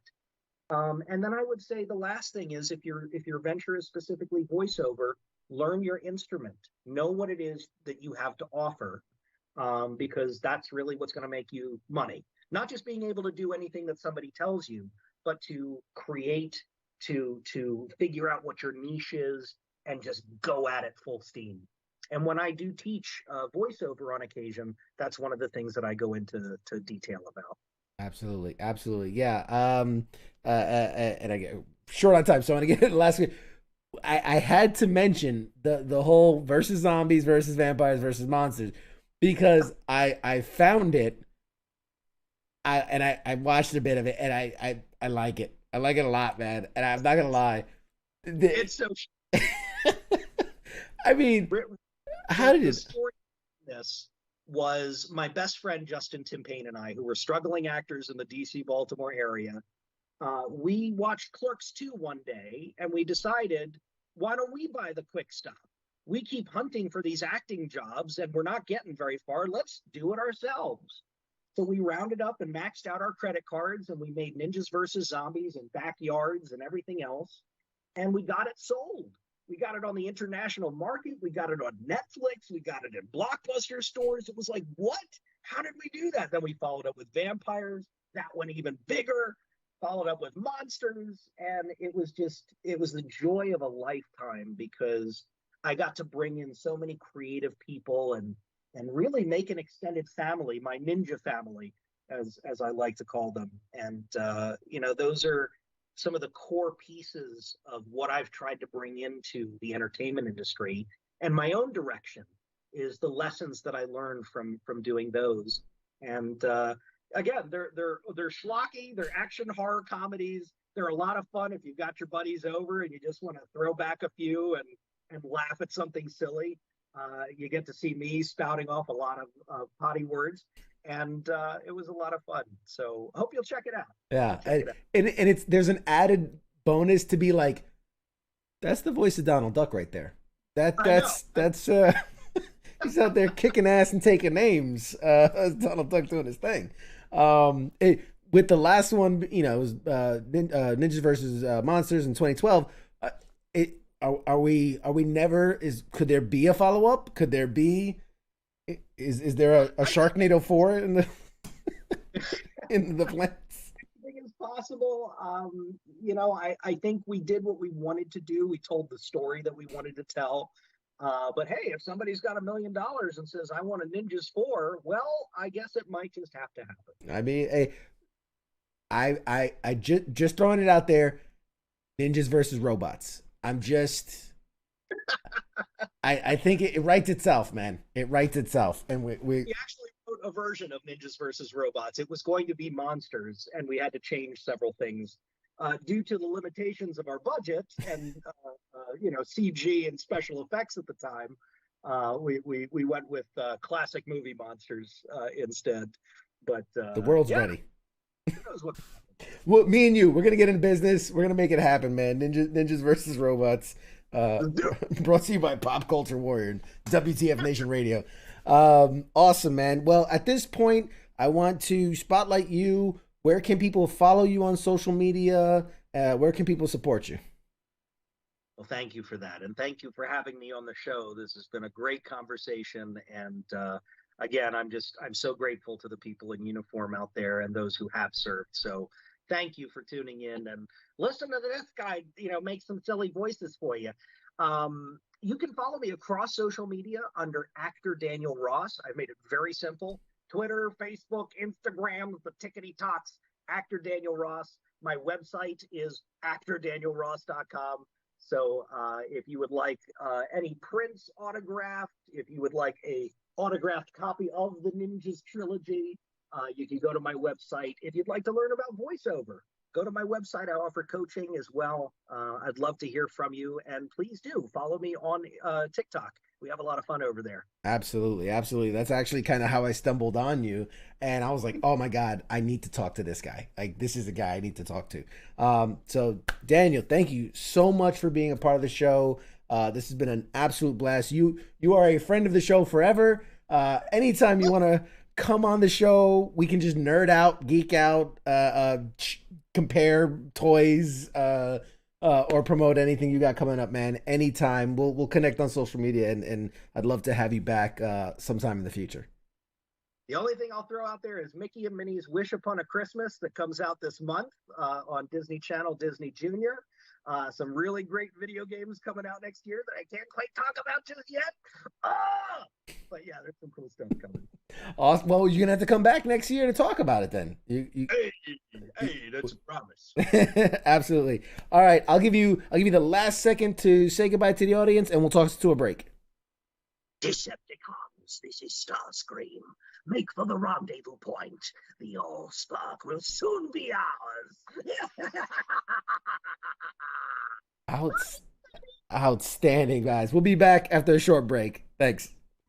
Do you ever online shopping and go, what the is this? We sell the animation cells you're seeing on the screen. What's an animation cell? Well, we all know digital animation is how you make cartoons these days. Animation used to be created by sequencing hand-painted celluloids. Literally thousands of these hand-painted cells would make up just minutes. To own one of these cells is owning a piece of the show and a piece of your childhood. Check out animationlegends.com today, because once these are gone, they're gone for good. You're listening to the sounds of WTF Nation Radio.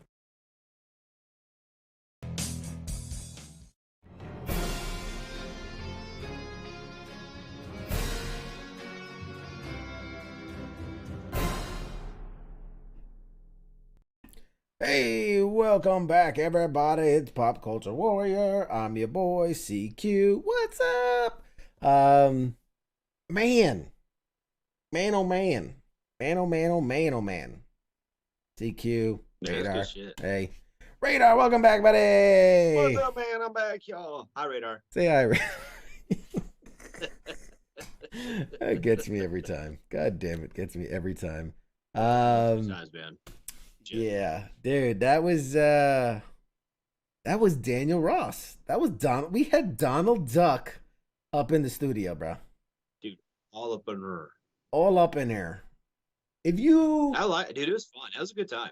If you had told me, CQ, you're gonna start a little chittity chat show and be talking to the lights of Donald Duck, I'd be like, you're crazy. You're mental. You're straight mental. You know what really surprised me about that, though? Honestly, is there's only been three. He's the third. Only the third person to voice Donald Duck. Like, yeah, because it has been a long effing time. Yeah. Yep. And so I really did. Part of me was wondering, like, it surely can't be the same person, but it's been so seamless a transition. Yeah. Well, at least to me, as a dude, just a regular ass dude, as a pleb, on pop culture. Yeah, as it just kind of seems so seamless. As just a man in a bubble. Just a man in a bubble, dude.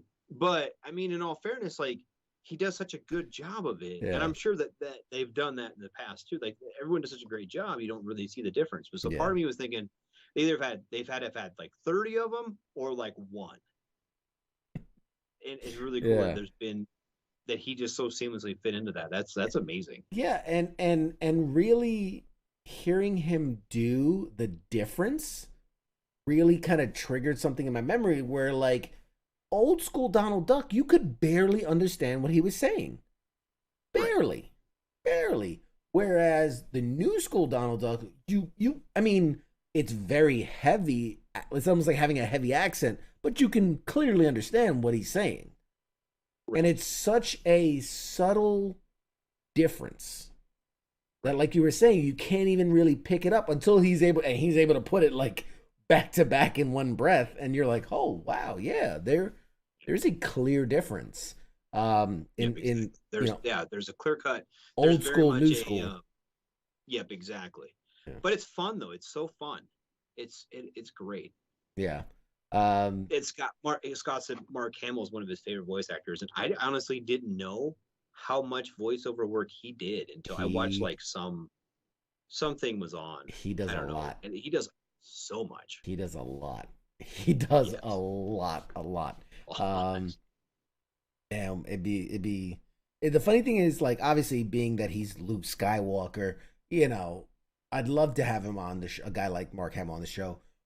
Honest to God, I'd have more questions about his voiceover work than I would about his Star Wars work. And that's his Star Wars stuff is so well documented. Yeah. Like, he's got some fun stories. Like, and we, you know, like he did a really, really, really good interview with Graham Norton. Did you ever see that one? Yeah. And they talk, you know, a lot of stories. He talks about, you know, it was right after Carrie died, and he did some really kind of tribute to her, telling some stories about her backstage and behind the scenes and stuff. And so that was kind of fun. But I mean, really, a lot of his Star Wars stuff is if you were to come on here right now to next week, Mark Hamill's going to be here. Not really, but surprise everybody. Hi guys. I'll just sound like Mark Hamill. I'll just put a garb on or something. Yeah. But anyway, that's if you right. were to come on and you were to ask those questions, it's just regurgitating answers at this point. Yeah. He nailed it. They called me the cock knocker from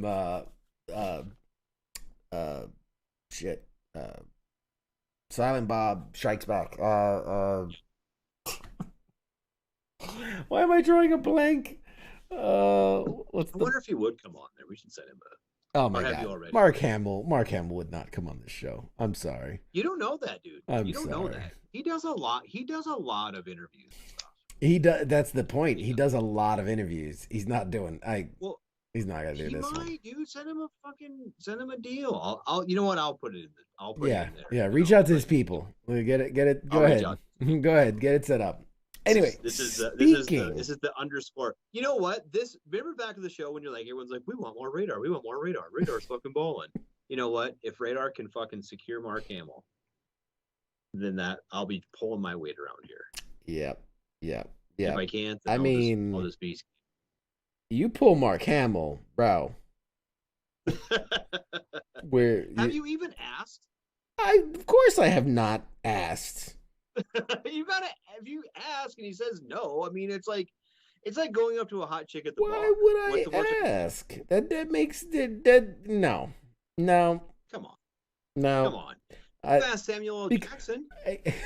I did. I reached out to Denzel Washington's people. Yeah, that's what I mean. But you know, King Smith, the actual King Smith on YouTube says, Radar, get him on Joe Rogan. I've tried twice. That's his comment. So Joe Rogan might, dude. Come on, dude. Joe Rogan might come on, or we can go on his. We can do it back to back. We do half the interview. He can be on ours. Yeah. I'll tell him I escaped from North Korea or invented an electric car or some shit. Yeah. And he'll just have me on. This is what we'll tell him. Look, we'll do even Stevens, right? We'll do half the interview on his show for his 82 billion followers, and then we'll do the other half on ours for our 13 followers. So it's fair. Yeah. That way it's fair across the board, you know? Look, we should do it. Here's what we need to do is set up shit like that for like Veterans Day. You know what I mean? Like, come on, dude. It's a Veterans Day show. Don't you want to come hang out with the vets, man? Come on, you could be on a show and you could tell us all about like being rich and famous. There you go. Scott says if Radar can get Mark Hamill, he gets to be primary for the show. There you go. This will be Radar's Pop Culture Warrior featuring CQ. No. CQ, the man in the bubble. My job is to literally be the unpop cultured. We don't want that. You know what? all. I'm gonna program a be button. I'm gonna program a button on my little stream deck here where I hit it and it swaps our places, and then you're the main camera. I haven't even plugged mine in yet. Look, We got to get you set up. since you're looking pretty at me, like I'm going to use it. But I'm going to program a button so that I end up in the circle and you end up on main screen. So just be forewarned. I am going to program that button. What else? Scott's Gilbert Godfrey. I wonder if he'd come on. Here's the thing. I think there might have been a time where he wouldn't, but since he kind of that whole when he get fired from like being the Affleck Duck, I think he said something. Yeah, he was the Affleck Duck for a while. Yeah. For a while. Yeah, I knew that. And then he got canceled. He had said something. I forget. I don't know. It was a 9/11 joke or I don't know what, sexist, racist. I don't know. He said something. And I remember he got fired from being the Affleck Duck, which I thought, man, that's got to be a career low. when you get fired from being the Affleck Duck, that just goes Affleck. You know. In all fairness, if he has nowhere to go but up, we are up from there. That's what I was saying. There was a time where I would have said, nah, I don't think he'll do the show. Now, maybe we could get Gilbert Godfrey. I haven't tried. Add it. Radar, take a note. Add it to the list. Gilbert Godfrey. Gilbert Godfrey, Mark Hamill, hook up Stream Deck. Joe Rogan. Don't forget Joe Rogan. Joe Rogan and Martin Short. Martin Short loves it. Dude, I would love to talk to Martin Short. Him and I think Steve Martin would be just all time for me. All time. Because those are guys that were funny before Facebook and YouTube and internet, and like they were cutting edge funny, back when they literally had to tour the country to be recognized places. Right. Joe says it was the Japan tweets that got him fired. Yeah, that's right. It was something about the tsunami. It was when the tsunami happened and he tweeted some shit out. And then he got fired as the Duck because people forget he's a comedian.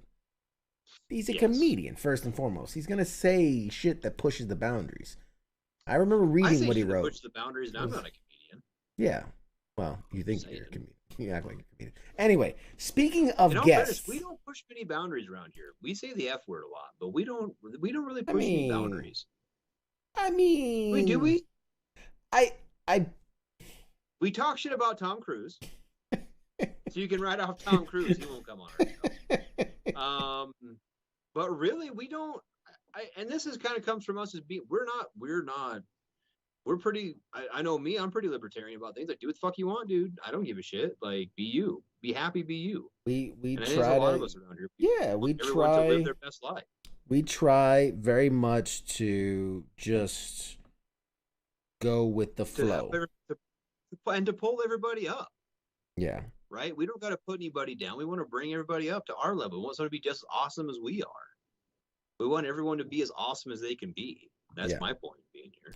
So in speaking about guests, I would like to put a little tease out there for our next guest. Let's see if nobody's going to get this. Nobody's going to get this. Let me put that out there first. But here's a little something and see if you could guess.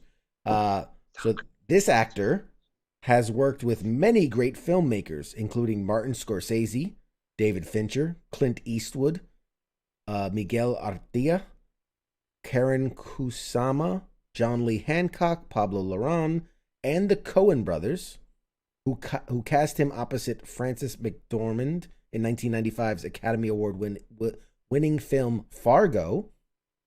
Most recently played David Dillinger in Aaron Sorkin's The Trial of the Chicago 7, a performance Time magazine hailed as one of the 10 best of 2020. On television, he's appeared as characters that are villainous, scary, quirky, confused, and lovable.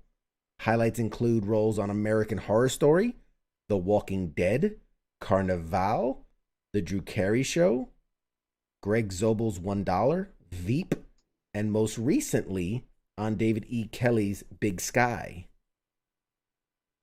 Anybody got a guess? Anybody got a guess? Well, he's going to be promoting his new film, Boondock Saints 3. No, that is incorrect. No. Incorrect. The actor, and it's one of those guys. The only one I can think of is Tom Cruise. Damn it, you got it. It's Tom Cruise. You got it. It was Tom Cruise. And Martin Short. They'll be here together. They're both the same person. Turns out this whole time, same guy. Martin's confirmed. So when I think Short, I think Tom Cruise. Oh, bam, got him. Now, the actor will have coming on. And again, this is not a name you would recognize, but when you see his face, you're going to go, holy shit, I've seen him in literally everything I watch. The actor's name is John Carroll Lynch. John Carroll Lynch. Holy crap! Somebody actually got it in the chats. What? The actual King Smith on YouTube said, "Easy, John Carroll Lynch." I don't know what kind of Google speed searching you got that you were able to pull that together, sir. You win a cookie. The next time I see you, you get a cookie because that's impressive. Even though I know you don't know that you just Googled it. But just the Google point, your Google game is on point, is my point. Excellent Googling, sir, because that was incredible. So anyway. I have some questions for him. John Carroll Lynch. Right? He was born in Boulder, Colorado. Sure. And I recently went to Boulder, Colorado, and I need to ask him some questions about that fucking place. It's crazy. Yeah. So, needless to say, Mr. Carroll Lynch will be joining us next week on Pop Culture Warrior. Super excited. I mean, the guy has got a rap sheet a mile long. And by rap, I don't mean legal. I mean, his IMDb page is a mile long. And we're not talking some minuscule roles. We're talking about like chew the scenery, you remember that guy kind of roles. And yeah, we're gonna dive into it. I know you're already over there Googling. So you see anything that jumps out for you? Well, I was on IMDb, and but I started going there, and then I was like, wait a minute, I got to get a hold of Mark Hamill, but I don't have IMDb Pro. So I'll give you my login. Actual King Smith says, I'm a huge Big Sky fan, love the show, and saw Chicago 7. All right, respect. Ooh. If you're saying you knew John Carroll Lynch off the jump, no props to you, sir. Absolutely. He's been in so many things. I mean, I really think, God, Fargo was so good. Mm-hmm. The guy, so good. He is a quintessential, like when you hear character actor, he's the kind of guy that comes to mind for me. Like he's a dude that the Highwaymen. Oh man, he was so good in The Highwaymen too. That was such a good show. Yeah. So I know Mr. King Smith's gonna be tuning in next week because he's up here dropping knowledge on John Carroll Lynch. So I might actually watch that here soon. I thought you were referring to our show next week. You're like, I might actually watch that. Well, no, I'll have to watch him here. He was in Gran Torino. I didn't know he was in Gran Torino. Where was he at in Gran Torino?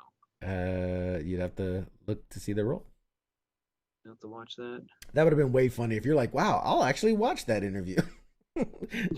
I'm here for all the interviews. I know. I'm just saying that'd be hilarious if that's what you meant. Anyway, sir. He might. So there was a question. It was Scott said, I wonder who has the longest IMDb page. It might actually be John Carroll Lynch. He's got a. I've been scrolling for a while, and I'm just now to like 96. Yeah, he's a heavy hitter. And I mean, it also depends on like when you like, okay, what do you are you literally counting that I was an extra on such and such show and you were there for like half a frame? But if you're talking about people that like had legitimate screen time, had speaking roles, he's got to be one of the guys that had just. I mean, he's been on a lot of stuff. When we had Lauren Tom on, now most of her stuff was voice stuff, but man, her page was a mile long. Rob Paulson as a voice actor, like He had a whole. I found a website that literally had pictures of all his characters, and I was scrolling and scrolling and scrolling, and it just kept going. So yeah, especially when it comes to voice actors, they're easy to fill a page of credits. Well, that's a little bit different. Yeah, but as an actor, he's a voice actor. You're not a background. You at least No. have a speaking role. yeah, you you're could be a a main voice actor. character. Yeah, you could be a main Yeah. character. Mhm. Anyway, Mr. Radar, you ready to put Yes. a pin a tail on this donkey? Ready to go? I reckon so. I reckon so. All right, well, So- fine, folks. We've reached the end of another wonderful week. So many things to look forward to in the next couple weeks. We are booked with guests literally to the new year, and I mean and beyond. I'm talking like till February. We're gonna have a new guest on the show every week. I mean, some incredible guests coming up. First and foremost, and secondly, lots of really cool things going to be happening in about a week and a half. I have a booth at a convention. Pop Culture Warrior is gonna be representing. So if you're in the San Antonio area, come out, check it out. I'm gonna be doing a panel and have a booth at a convention. Like, what the fuck? What the? We should all go and cosplay as CQ. Can we do that? It was that one guy that sent in the picture of him as me. Dude, if I saw someone, I'll just do it anyway. I'll just show up. It'll be funny. just dude, I'm gonna have my booth, and we'll just cut a hole in a curtain behind me, and you can just stick your head through the hole, so you can be you'd be in the bubble.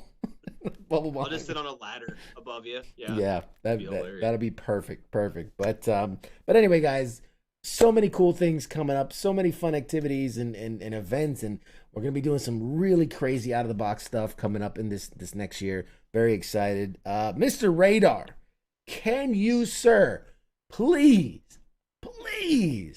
tell the fine folks at home what they can expect from a typical week here at WTF Nation Radio? A typical week. You've just been listening to CQ and Radar rant and rave on Pop Culture Warrior. Every Tuesday, we're right here. Tomorrow's Wednesday. Wednesday is a Donza day, a day of no scheduled activities. We will be off work, and so should you. Hang out with your fam, go to church, whatever you do on Wednesdays. I don't care. Do you? Thursdays, big one. Okay, Thursdays, swords time. There's a question earlier. What do you guys talk about army stuff? Thursdays, swords time. Big sword and army things, right? You got the army, you got the National Guard, you got the reserves, you got all that stuff, right? Retirees.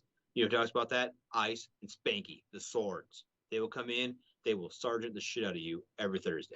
Now, when they're done with your sergeant's time, getting all sergeanted, you need a break. That's what Fridays are for. Friday Night Freedom, Cos and Pookie. They're going to talk about all things freedom-y, all the different kinds of stuff. Man, they're hilarious. They have good content. Check them out every Friday. Saturday, Sunday, what are you guys doing? Nothing. It's the fucking weekend. Guess what we do? Nothing, because it's the weekend. We hang out with our families, hang out with yours, do whatever you do. Have some steaks, have some burgers, whatever. It's no longer a holiday. We missed you. Hope you had a happy Thanksgiving. Now, Monday. Big deal, okay? It's the Monday edition. It's the edition of the Mondays, okay? They talk about all these current events, big army things sometimes some civilian things, sometimes some trials or some coffin fits or whatever people get, whatever. That will be there on Monday. That's when we talk about that stuff. Ice and Mom, talking about some funny stuff on Mondays. Okay, now, Tuesday, the day after Monday, is Pop Culture Warrior. The same show that you just listened to will be right here with John Carroll Lynch next week. Same bat time, same bat channel. Outstanding, sir. And you didn't see the comment, but they're asking, Radar, do what you do, because we don't want CQ to sign off. so you got fans out there. And last thing I will mention before we log off finally for the night is next week will be our final sponsored video from the lovely, amazing Animation Legends. For that final sponsorship video, we're going to do an epic giveaway. Tune in live. Someone who is watching live that night will win an awesome prize package from Animation Legends and from CQ at Pop Culture Warrior. I'm going to throw in some goodies in there as well. So tune in live, watch an awesome interview, and we'll figure out, probably do it after the interview. So if you stick around after the interview, you might find yourself walking into an awesome prize package. So another thing to do too with Animation Legends is check out their website, www.animationlegends.com, and check them out. Check out the cool shit that they got. Yeah. And if you like what they have, purchase it by all means. Yeah. And we have a code. Use your code. It's like CQ10. What's your code? PCW10. PCW10. Pop Culture Warrior 10. That'll get you a nice little discount, and browse, because you might see something you like. You might be winning it. Maybe tune in next week. Just saying. Yeah. But but here's the deal too. If you buy something, right? Even if you buy from the same show that we give away from, is going to be different. All those tiles, all that stuff is different. All those cells are different. You're not going to get two that are exactly the same. That's the cool thing about it. Yeah. You're going to have a piece of history in your little Dick Skinners. It's going to be amazing. Hey, each piece is original, right? It's one of a kind, original, right. And all yours. So with that, guys, thank you very much for tuning in. I have been CQ. He has been Radar. We have had a blast. Love each and every one of you. Keep coming back every Tuesday night. We'll bring you more stuff. And for the fine folks at home, say goodnight, Radar. Bye, Radar. Bye, Radar. Bye. See you. You changed it up, not me. All right, we'll see you guys. That's new. That's See you guys next week. Bye.